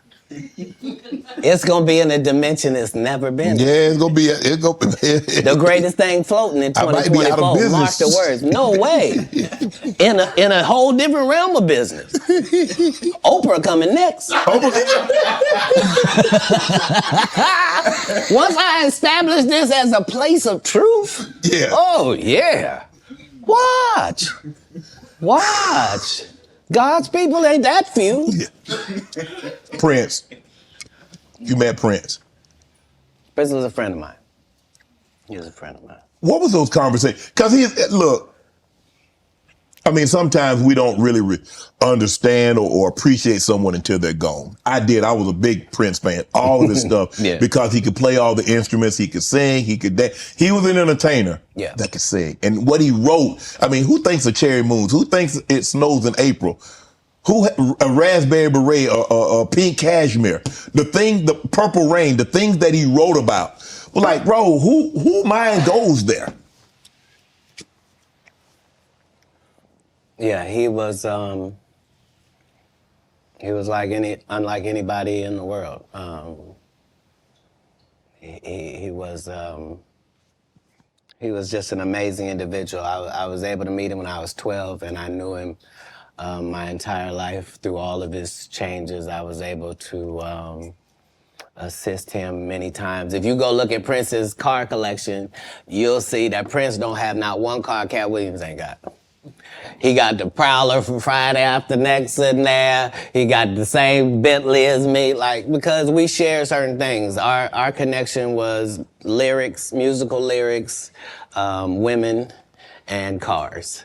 And those are the areas where he trusted my opinion on things. And that's where I got to be helpful in his life. And he was helpful in mine in really all different types of ways, especially about the business, as far as being a black man that was rich in this business at 18 years old, had already did his first $1 million contract, had already broken records, was determined that he didn't want to be like anybody else, was so great of a guitar player that black people just stopped caring about guitar, and he got left out on a limb and somehow still had to create his way out of that. He was just really a one in a billion type person. I was lucky to know him.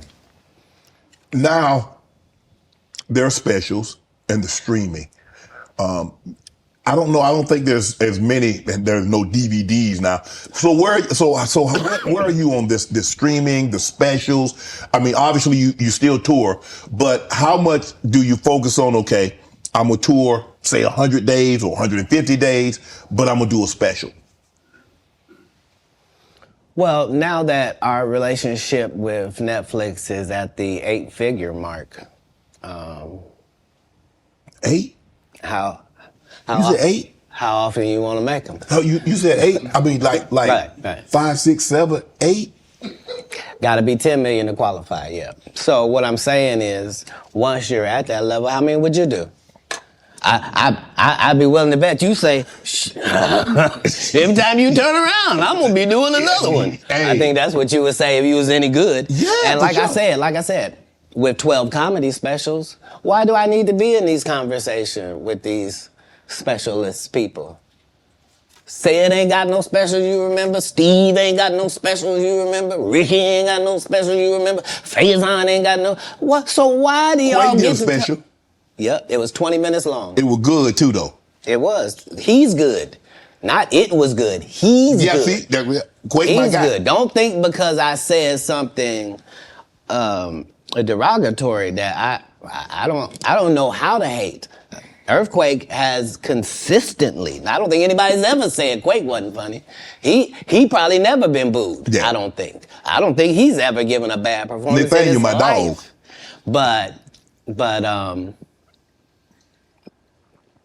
But his just due was overdue.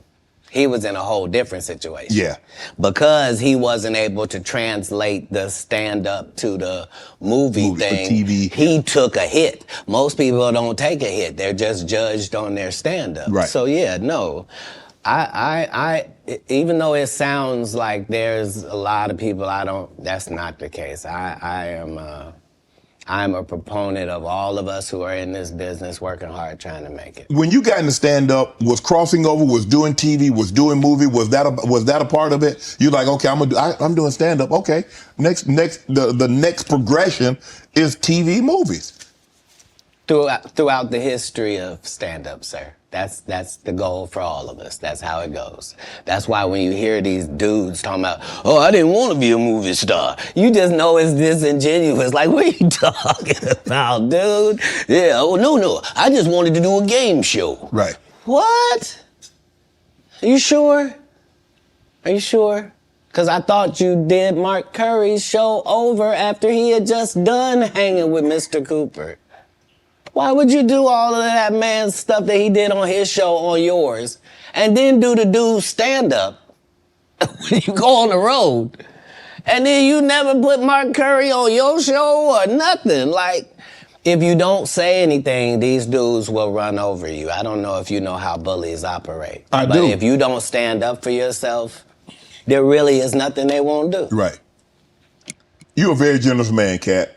You're the sole sponsor of Melba Moore getting a star on the Hollywood Walk of Fame. You did all that on your own. Why?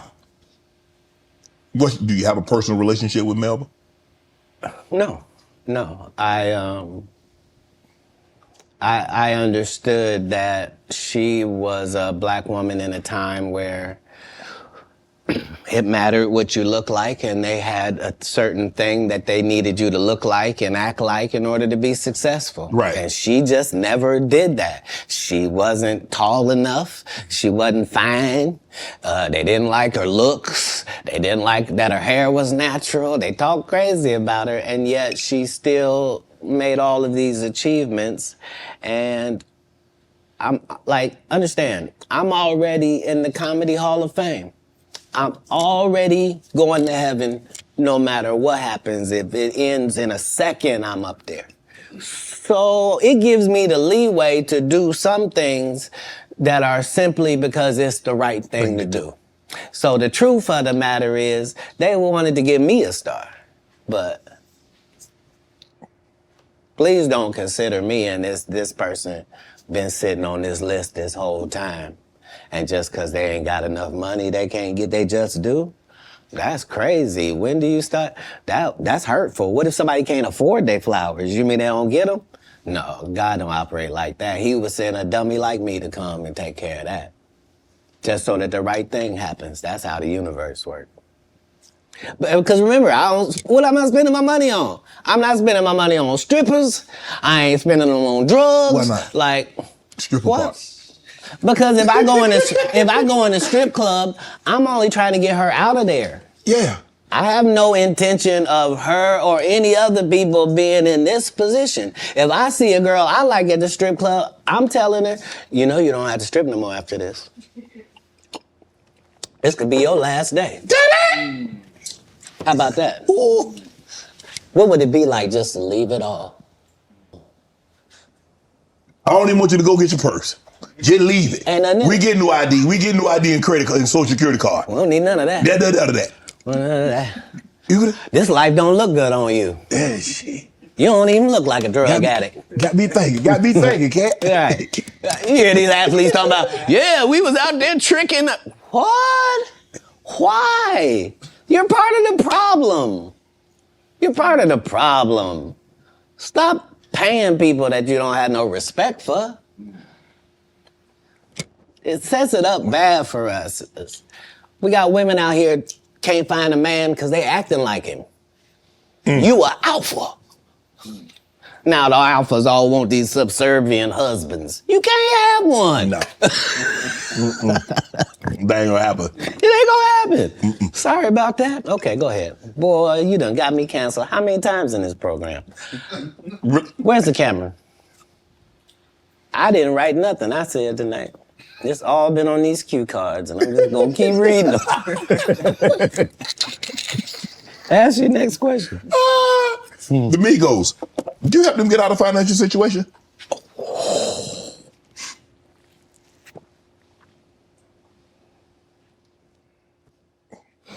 I don't think we ever, as a nation, can remember a time that the Migos were financially unsuccessful. So for the record, I would assume that they've never needed Katt Williams' financial assistance for anything. I'm sure that between QC, the label, and other things, they were taken care of. On the other hand, if I was given the opportunity to help them, would I? Of course I would. That's what I do. I'm a pro-black non-racist.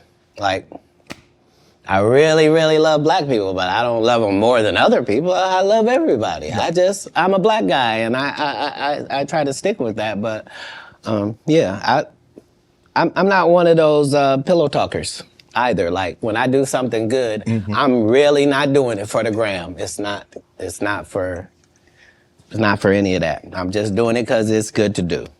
I appreciate that. I don't know if this is true, but I did read that comedians on your show say that women sometimes would bring them money and not say where it came from. Say that again? Comedians would say women would bring them money and not say where it came from. Right. So I'm not a feminist like a feminist would be, but I do believe that that in my camp, like if I had 35 people in my camp, right?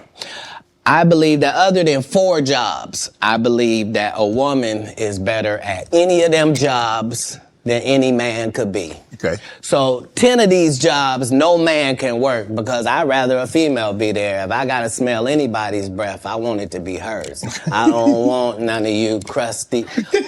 So what I'm saying is, if in a staffing issue, I'm gonna have 75% women just because I prefer them. Right. I don't prefer to hear two guys talking in the corner. I prefer to hear two ladies talking in the corner. I don't care what they're talking about. I just prefer that. So a lot of times I will utilize ladies to convey a message. If a comedian is doing a great job somewhere in the country, he just did a masterful set and nobody's gonna pay him.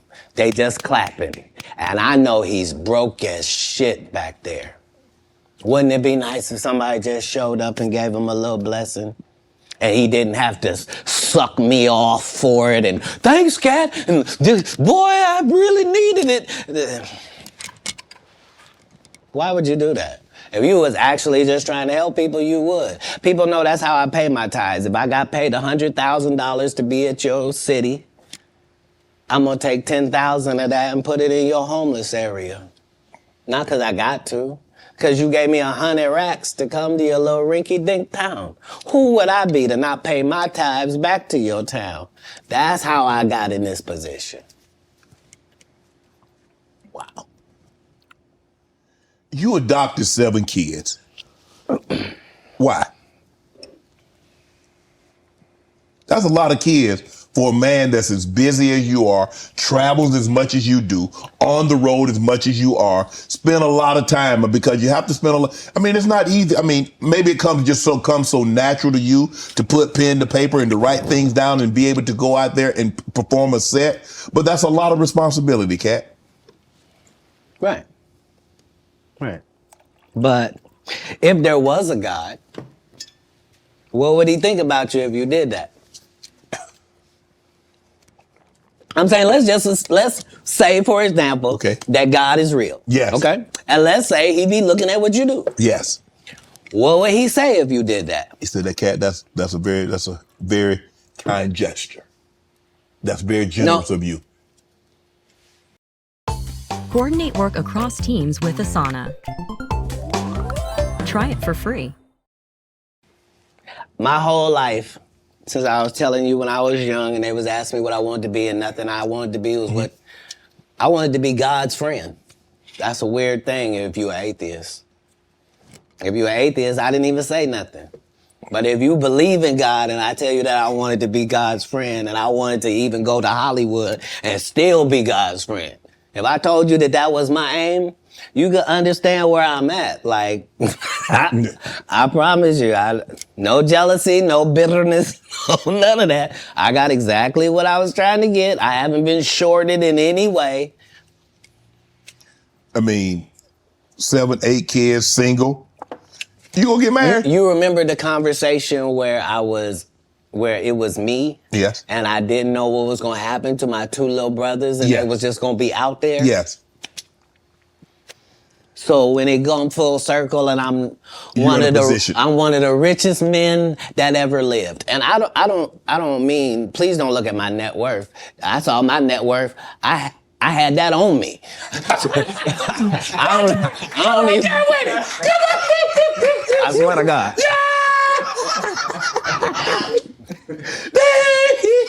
What I'm saying is, like, I'm saying my net worth is less than my last Netflix deal. You understand what I'm telling you? Make it make sense. But I'm fine. Jesus was poor. Jesus ain't had nothing. So why don't we be mad you say I don't have nothing? They ain't had the amenities they had back then, okay? Say it again? We got different amenities now.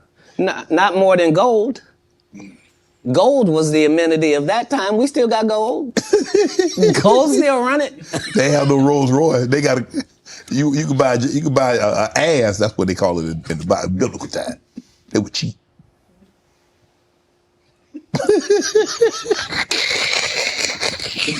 I'm saying if you really want to say, I'm saying a Cullinan is cheap. So back in the day, I would get my girl a donkey. Today we get her a Cullinan. But I'm saying whoever, whatever it is, I'm saying we.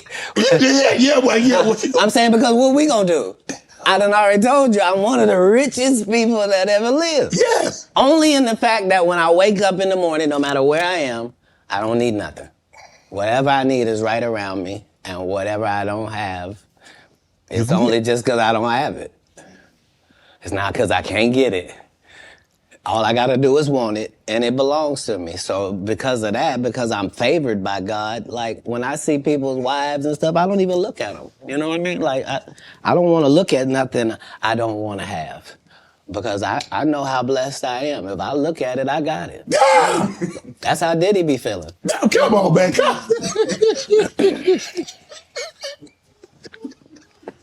So you're not supposed to look at anything that you don't want.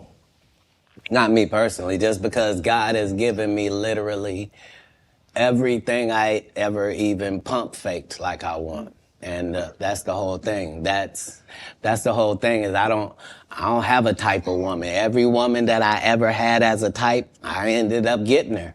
Now she's not the type anymore. Now I understand that every woman is a one of one. Like you can't really have types. Mm-hmm. What? Cause see how you tried to ask me something about marriage, but then I ain't say nothing about no marriage. Yeah, you did. When you rewind the tape, you let it out. You was like, "So you ever gonna get married?" And then you took it back. It's okay. It's okay. I was known as the photographic memory. Are you?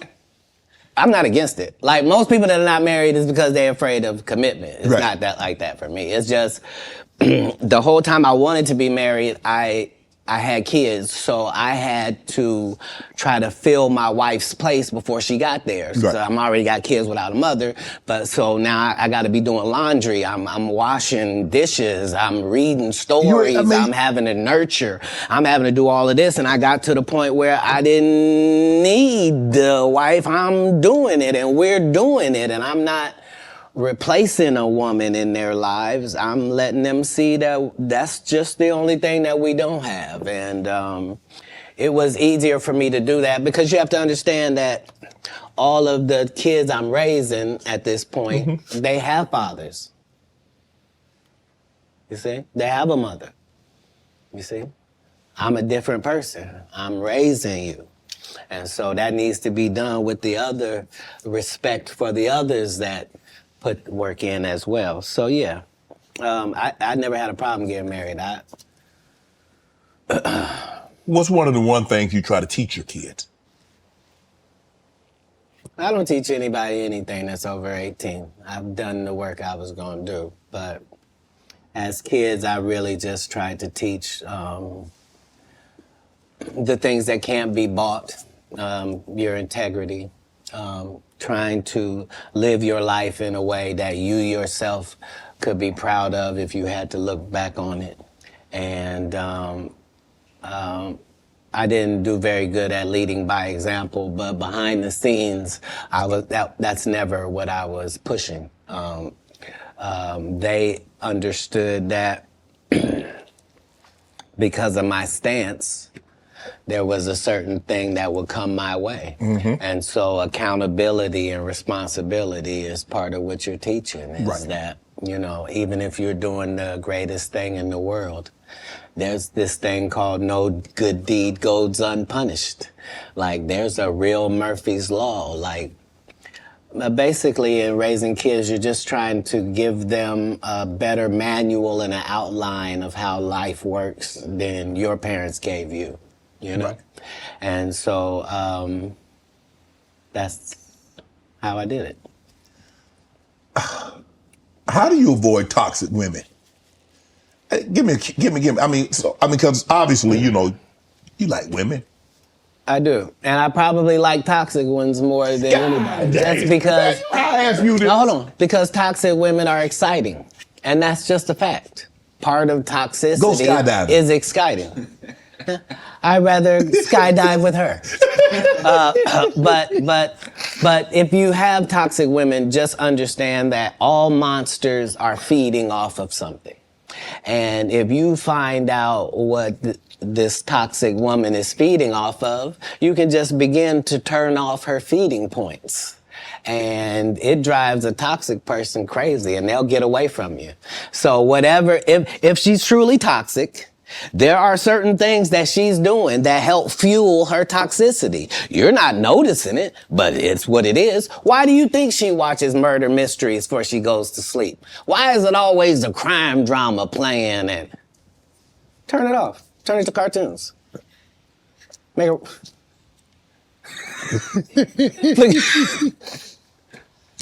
No, you don't get to. What's she listening to? You gotta be listening to Sexy Red. You broke.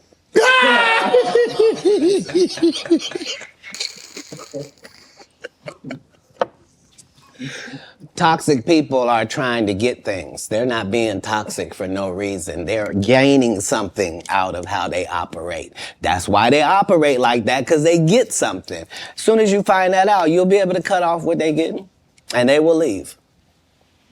Yeah. You were married once. Never. You weren't married? Never in life. So would you have a cohabitation agreement? Never. How? How could I be a single parent and be married? You could, there are people that like were married and then they get divorced and then they become single parents. That's how that works. Yeah, but a person who's never been married means he's never been married. Okay, I'm gonna take your word for it. Why would you need to take my word for it? Hold on. If I had been married, wouldn't have somebody have said who she was? No. It might have been a long time ago. Nope. I've never not been famous, sir. I just worked the story out to you. I don't have no hidden mysteries in my life. That was Jesus. I don't have no periods in my life where it's unaccounted for. No. That person that said that was a liar. I got a case right now in LA. This lady saying she was my assistant for 14 years, and I heard her or something like that. Never worked for me, not a day in my life. Liars lie because they want to. But people always say, why would they lie? No, there are several women have said they was married to me. It's just when it went to court, they had to say, I was married to him spiritually. You shut up. How you gonna be married to me? My kids don't know you. Answer me that. So do you have a problem? Do you have a problem bringing women around your kids? No, not then or now. I've always lived with several women. Like, I'm known for several? That. Yeah. Like more than one? I've already told you that I prefer the company of women to the company of men. So if I told you that me and a couple dudes on my staff sometimes have to cohabitate, nobody finds a problem with that. Yeah, so it's me and 3 ladies cohabitating because that's how the business gets done. Like, I don't want a chef that scratches his nuts before he cooks. I don't. No disrespect to these guys that go around with these large male-only groupings, but that's not my episode of Entourage. Man, you were approached by 7 gunmen. You were robbed, shot in the thigh. Say it again?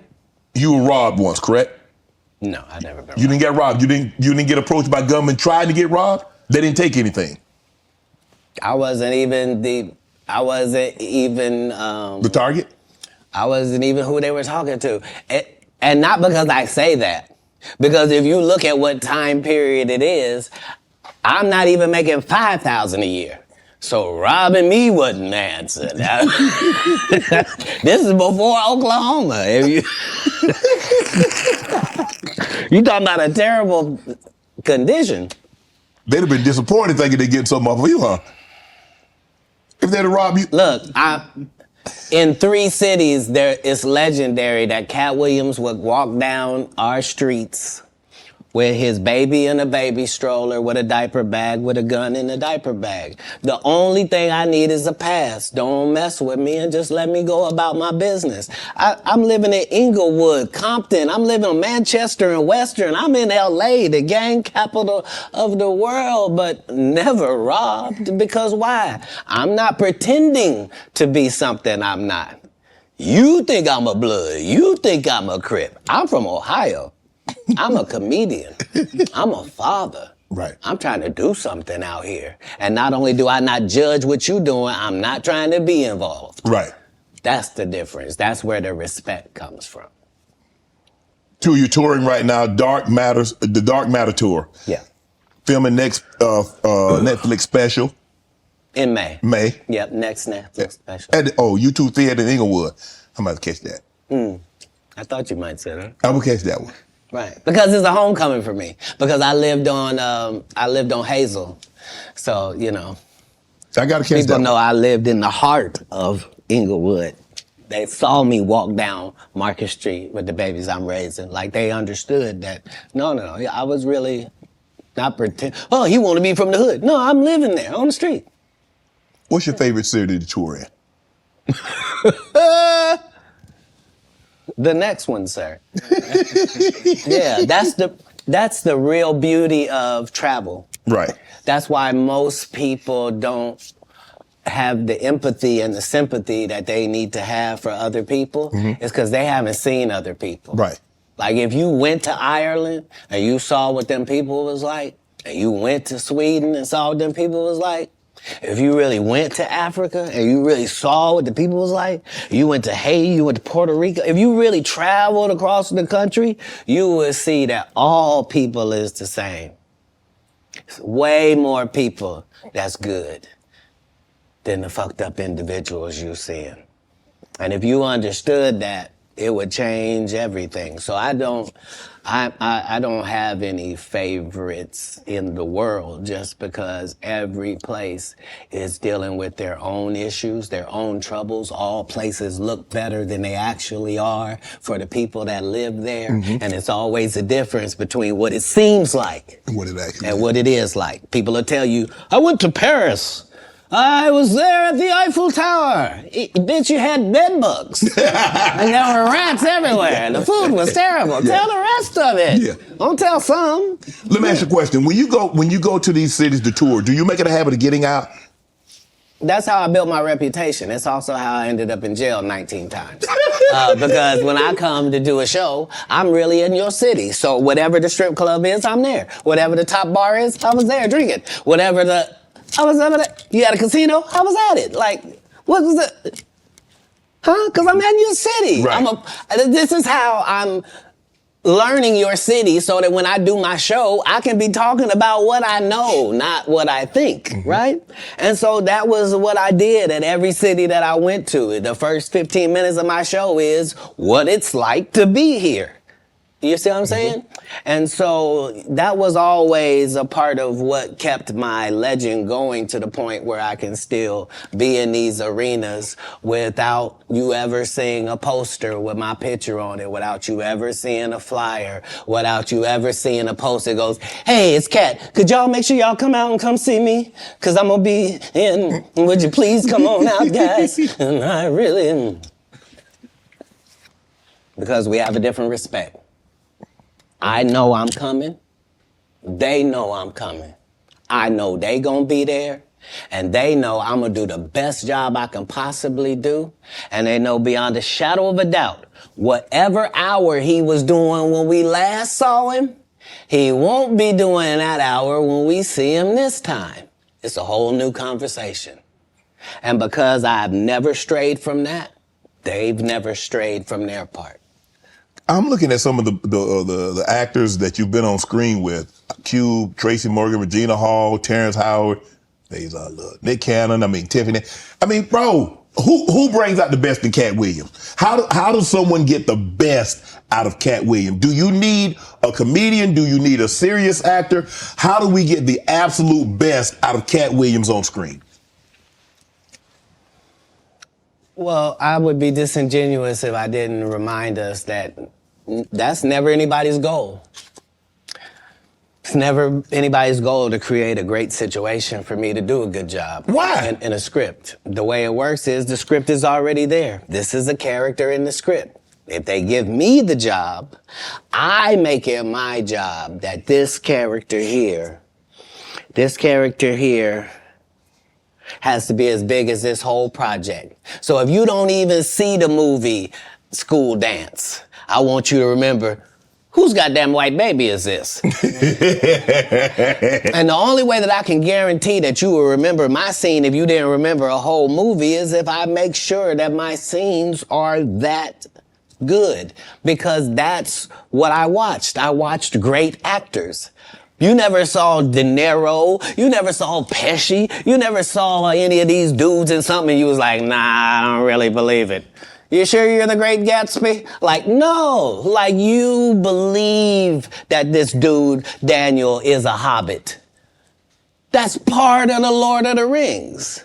Right. You see what I'm saying? I do. And so it's having a respect for the craft that I'm doing. That means I'm trying to do the best job possible. What was it like working with Spike Lee doing Priceless? Spike Lee is everything that you said I was in my intro. He's just really an innovator and a groundbreaking, one-of-a-kind dynamo. And I knew that they were, like, they tried to sabotage me even then. Like, as soon as I said I wanted to get Spike Lee to direct it, because that was the biggest thing I could do, they immediately gave Spike to Gerard Carmichael and had him do his special too at the Comedy Store, and just to undermine, like, but if there's one thing you can take away from me as a person, whether you like me or you don't, if you take this from me, you will be a better person. If you decide today that you're gonna live every day like it's your last for real, which means have a conversation with yourself every night that, okay, that was it. May not be no more after that.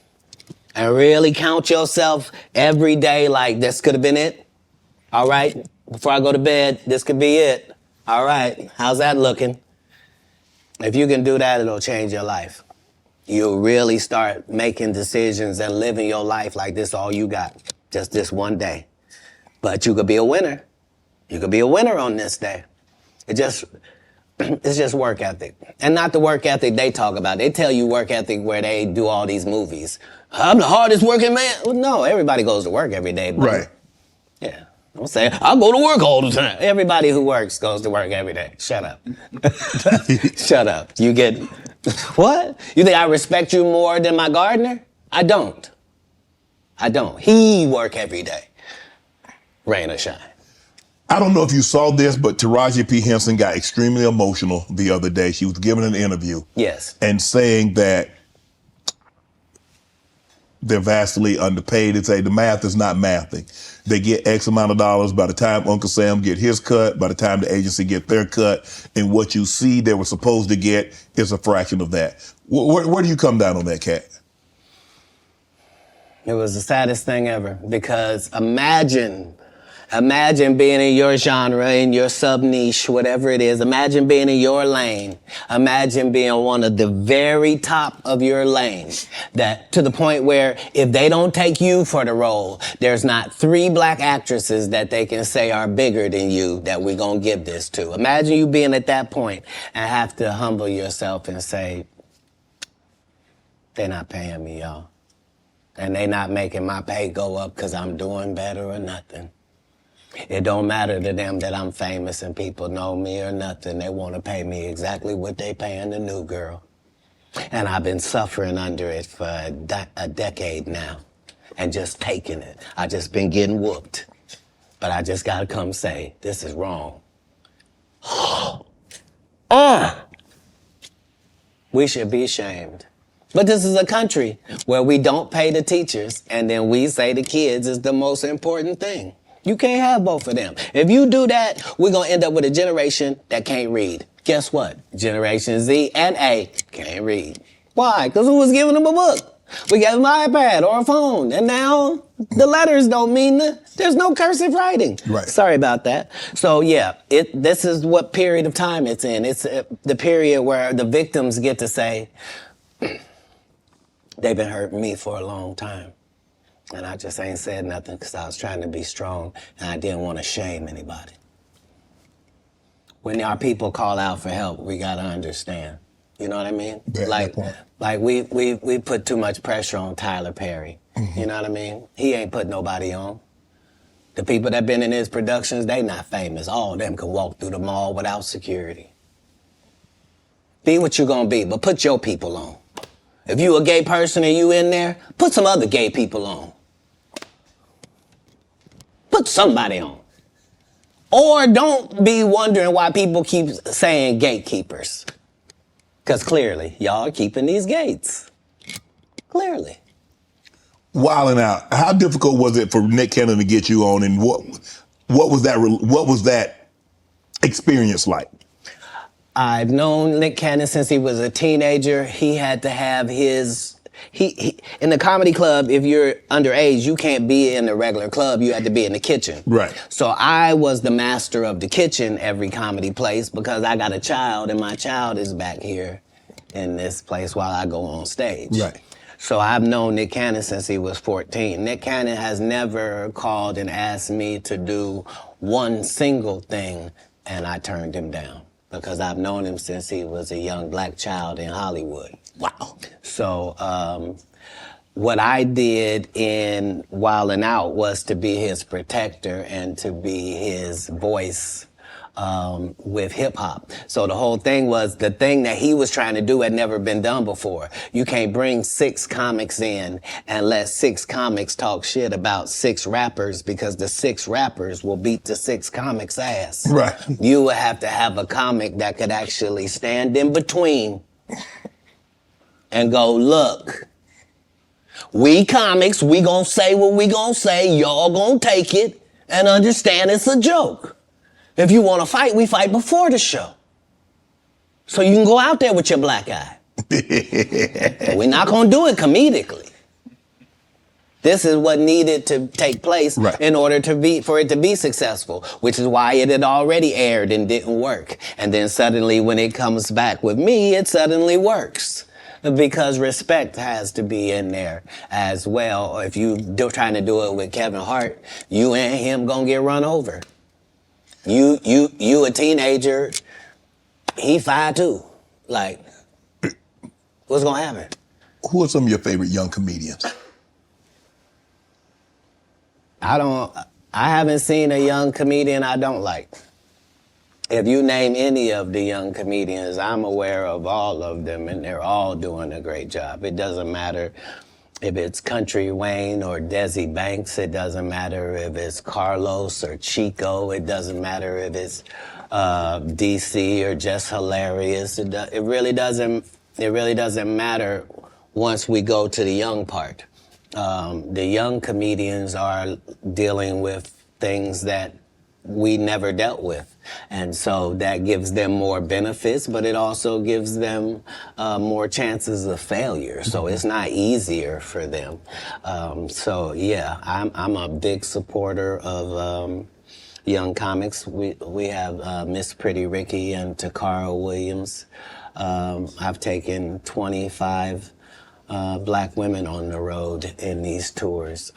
It's important to me that the young comic gets the benefits and the advantages of the big comics platform. Matt Rife, Wildin' Out, recently got canceled. You see Jonathan Majors, what he went through. Marvel dropped him as soon as the conviction came out. And you were telling the Hey, you saw that black woman come get his charge cut in half? Thank you, Megan Good. God bless you, coming to save that slave. If he'd had to be there by himself, he was getting all 4. Guilty. She came in there, was just so beautiful, they had to knock half of it off. Bless his heart.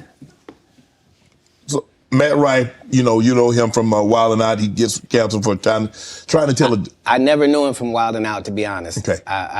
I came across him as a new comic. Okay. And yeah, I'm really just trying to see the comics, judge where they are, see it. Yeah. Right. Go ahead. So the canceling, what do you think about this cancel culture? You see the situation with Jonathan Majors. I mean, for all intents and purposes, I don't know if maybe he can bounce back in a couple of years, but man, he was hot. He was hot. He was cooking. I mean, you see him in Creed. He's in the Marvel movies, and then Just like that. Maybe I'm a conspiracy theory, but I thought Katt Williams said any time they make you into that position, part of that contract is you do understand whenever we want to take you down, we can, right? Part of giving you the world. First of all, they went around the world for 2 years straight telling any women that would listen that this was a good-looking Negro. Mm-hmm. Since when? When did y'all start liking a big nose? And when did y'all like a little head and a big jaw? When? Since when? That look like my daddy. When you start liking my daddy? You like black people's features like that? If this ugly nigga is good looking, then all niggas is good looking. Anytime you see them telling you something you can't believe, just understand it's a play. And it don't matter. You gonna know it's a play as soon as they get in that position and think they gonna tell somebody something. No, you're not. No, you're not. Marvel will cancel you you won't be allowed to read a comic book. What is you talking about? Get out of here. Get out of here, ugly boy. Yeah, they love fooling the people. What's your relationship like with Suge Knight? You still close with Suge? Have you spoken to him? Have you talked to him recently? Yeah, it's doing good. Yeah, he's Man, when you a friend for life with Katt Williams.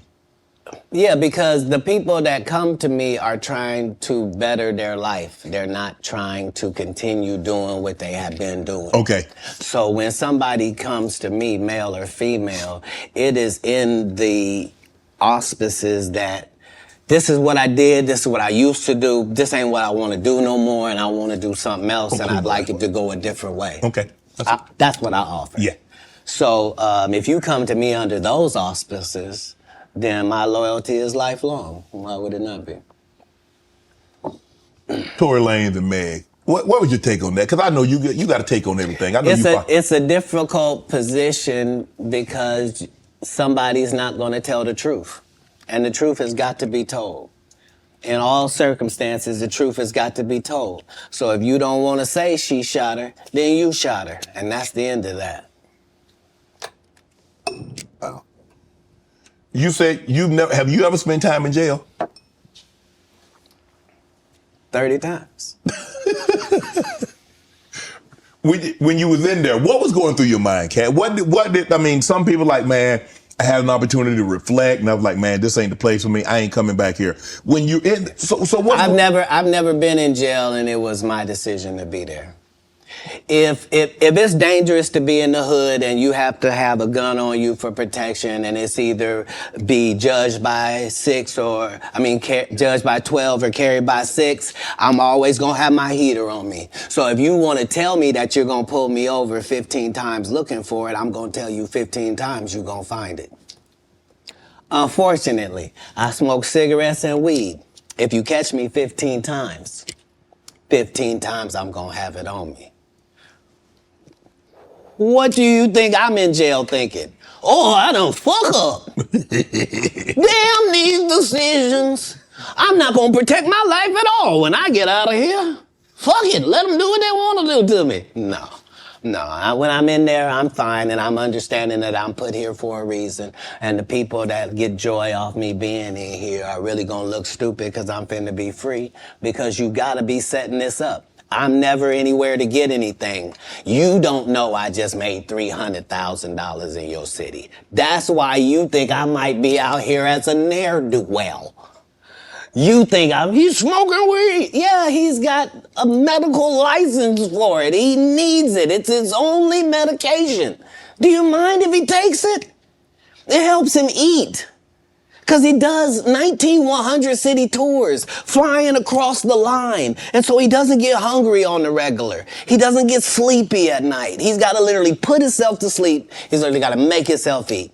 So this marijuana helps him do both of those things. Marijuana help you sleep? Oh, yeah. Because remember, as a comedian, what you're doing is against your natural timeline. Your natural timeline wouldn't be that you would start your workday at 8:00 p.m. Right. And then your workday is over at 2:30 a.m. Like, that's a weird... Yes. Right? So to tell your body now that we're pumped up on endorphins, now let's go to sleep at 3. It don't work like that. Your body has to try to get a whole new schedule. So, you know, it suffered, but that's what worked for me. I consistently used it. I told people all across the country, don't worry, this will be legal in our country. As soon as they find out how to charge taxes for it, we will be legal in this country. Do they view me as some sort of visionary for my forward thinking? No. You on drugs. That's what I heard. Katt, but how have you been? I mean, bro, every time they try to put you down, they try to put you to the back. Yeah. You bounce up, you move right back to the front. Damn, you like a Super Bowl. You just keep bouncing and you bounce higher. Trampoline skin is something that you ask God for. When I watched you play football, you had it. There's some people that there's really no such thing as hitting Shannon Sharpe so hard that he don't want to run the ball the next play. Right, absolutely. And if that's your only goal is to hit him so hard that he don't want to be him no more, you just out of luck. Yeah, you wasting your time. There's no, your coach can't help you. There ain't no pep talk gonna help you. Don't matter about the uniform, your cheerleader, none of that matters. If it ever gets to mano-a-mano, may the best man win. And if you've been living your entire life trying to be the best man that you can for yourself, then you should feel great about those odds. What do you think about Kanye rants? What's going on with Kanye? From a distance, obviously, I don't know how well you know Kanye. I don't know if you've been around Kanye, but from a distance, what do you suspect's going on? I suspect that we're pretty awful people if we say that somebody got a mental illness and then we watch what they do. If you say somebody got special needs, then why would you be watching them and holding them accountable like everybody else? Wouldn't you grade them on a curve? Wouldn't you go, whew, this guy? Because, I mean, what are we reacting to? What are we reacting to? You're the one that put him in a position where he thought he was God and could call himself Jesus. And you're the one told a guy that writes musical lyrics that he was a genius. Mm-hmm. You're the one that's like, so what do you expect? The guy married a whore. Like, what? Oh, Lord. Like, I didn't mean it like that. I mean, married her because she was one. Not he didn't know. He understood that he wanted that. He courted that. That's what he wanted, to base his family on. She got a good heart, though. I know what you're going to say. Don't you say it, Katt. Don't you say it. I'm going to move the conversation. If what I'm saying is not correct, then how does she end up with Pete Davidson? I mean, it happens all the time. And what if you weren't even good enough for Pete and he leaves you? What do that mean the product was? No, I don't support or villainize Kanye because I don't understand what it is we want from him. I don't know why we look at a basketball player and say, he didn't score no hockey goals this whole season. He don't play hockey. Kanye don't say nothing I can agree with. Okay. He was the weird guy in the beginning with the pink sweaters when we met him. Like, what do you think moving to a beat of your own drum? This dude started a church and kept cussing. Nobody in black church said nothing. You would have thought all the pastors would have came. You can't be no gospel artist. You just said, fuck that bitch. Nobody said nothing. Because T.D. Jakes over there with Pete in it. Like, come on, Katt. Only the guy you had here has been upfront and honest and a man of God and humble and took the L's he had to take and didn't. I did see it was trending though, but I ain't know. I ain't know why, Katt. I don't. Let me go to this question right here. This question All people that love the truth got to be happy if the truth coming out and lies is getting exposed. That's just what time it is. 2024, folks. Are you related to Luda? No. So there was a crossroads where we were both invited to an Illuminati thing. And it had to be one or the other of us, and decisions had to be made. So it was both of us, we were equal. One of us had to cut off all their hair and couldn't do the sideburn thing no more with the points. And the next person, they said, was going to get $200 million because they were going to pay him $10 million a movie to do 20 movies. And that's how the conversation happened. One of those persons turned out to be Ludacris, and the other person turned out to be Katt Williams. Now, one person ended up with a light-skinned, ugly-faced wife that's never done it. Remember I told you that if I say that, it applied to 7 people? Yes. It's part of what they give you. Okay? I didn't get it. I'm not mad about it. How much money they give? 200? Sir, Fast and Furious is on what number right 10. now? 200 million. I might need to get me one of them old women look the same. That's what they all end up saying at the end of the day. Kevin told you he wasn't going to wear no dress until they offered him the dress, and then he put it on. And what did he say after he wore it? I made my own decision. Duh. But you didn't make it before they brought it up, did you? It's okay. It's all right. You have a lot of politics. Never talk about it. I'm not that controversial. Where are we go? Where are we headed, Katt? This is sad. We've never been here before. We've never been at the point where neither option is good for us in real life. No. This is a different conversation. This is, would you rather go back with your ex or would you rather go back with the person before them? Both bad options. Both bad options. Like, one guy can barely put his sentences together, and the other guy will put sentences together from whatever he's read or whoever told him. Like, but how did we get here? How did we get here? All division divides. There's no way around that. All division divides. Politics, even in the beginning when our Constitution was drawn up, the two parties was not what they had in mind. No. They always thought that it would be two main and another independent party. They always assumed the independent party would be just as strong as the others. A lot of that just didn't happen. And that's what I've learned more from comedy is that Republicans laugh at the exact same thing that Democrats laugh at. As long as I'm talking to Democrats, I can make them laugh for 1 hour straight about what Republicans do. By the same token, I can go talk to Republicans for 1 whole hour and have them dying about the stuff that Democrats do. But at the end of the day, who does that? Yeah, your team got an offense and a defense. They're not supposed to be enemies. The enemy is the other side. Well, you can't do politics like that. Nope. It's not good for the country. Man, you see this Mark Zuckerberg building this $270 million bunker? If you have $1 billion, we have learned that you can do whatever you want to do. When Elon Musk wants to send things in space, he don't have to ask nobody's permission.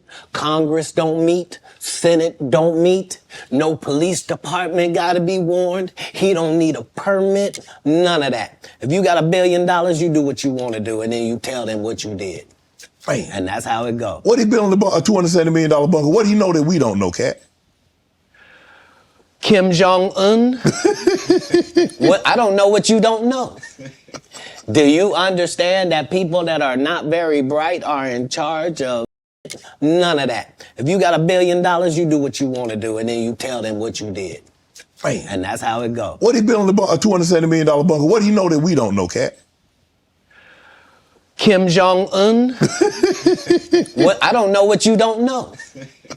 Do you understand that people that are not very bright are in charge of nuclear bombs all across the country? Mm-hmm. That's what he knows. He knows that 30% of all weapons systems are running off regular Wi-Fi. So what does that mean? That means if a solar flare or a meteor hits either one of those, literally a bomb can go off just because the system accidentally got turned off. Yeah, that's what he knows. The people that are in power know that the people that are running the most complicated and deadliest things on the planet are just an average idiot.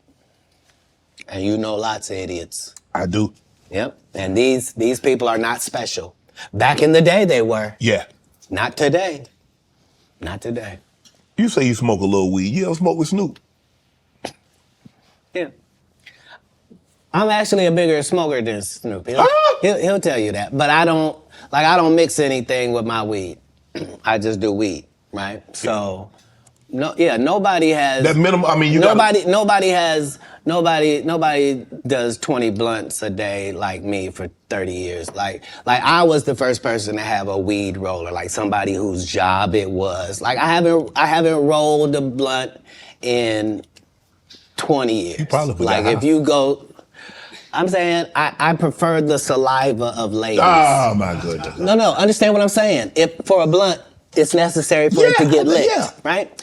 And so if you had spent 20 years smoking with dudes, that's a lot of male saliva that you would have just accidentally ingested. I can't. But if I done killed her. I can't be this specimen on that. It takes the saliva of nice ladies on that. But yeah, that's all I do. That's just Do you consider yourself a king of comedy? Where does Katt? No, they consider that. Oh, like when after Bernie left, them same three guys I'm telling you about, the kings. Yeah. Right? Because DL is the greatest. Yeah. There's no DL slander gets tolerated. But they came to me. I was supposed to be the fourth king. I got the offer. Then what happened? But I turned it down. Why? Because you shit on Bernie. And I know the truth. You think I'm gonna let you shit on Bernie and then come get me? I'm the next king? Fuck you. Why? Because the whole time Bernie was here, you was acting like you was funnier than him. The reason you was supposed to go last is because it was your tour. Tell the truth. It was Steve's tour. Not it was gonna be called the Kings of Comedy, it was Steve's tour. These are the guys opening for him. Of course you gotta close if it's your tour. That's why it was such a big deal. But you couldn't do it, because you can't beat the best. And until you humble yourself, you will forever be kinged by the king. And because you finally did it, because you didn't have no other choice, and now that he gone, you gonna act like he wanted to be a movie star. You stop it. You stop it. That man was funnier than all of y'all, and y'all thought y'all had one over on him. You thought he was black and ugly, and you were good looking, and he couldn't make it because you did. And that ain't the way comedy works. The king is the funniest. Period. Every time. And that's why no audience member was ever swayed. It didn't matter where Bernie went. You think if Bernie went first, he wasn't the king? Get out of here. Get out of here. Get your ego out of this. You let the best be the best. Right? Katt Williams, ladies and gentlemen. Thanks for coming on, bro. I really appreciate that. Thanks for sharing the stories, setting the record straight. Now, you know they're going to double back. Impossible. Impossible. Only because once you play this back, you'll realize I didn't say anything that made me look in a good light. I wasn't tearing down others to boost myself up. But I do have to acknowledge things that did not take place. Like, we're very ingenuous if we say this is not a game and we don't play it and people ain't in positions and people don't have their favorites and they group and they click. Right. Well, that happens in all businesses. Right.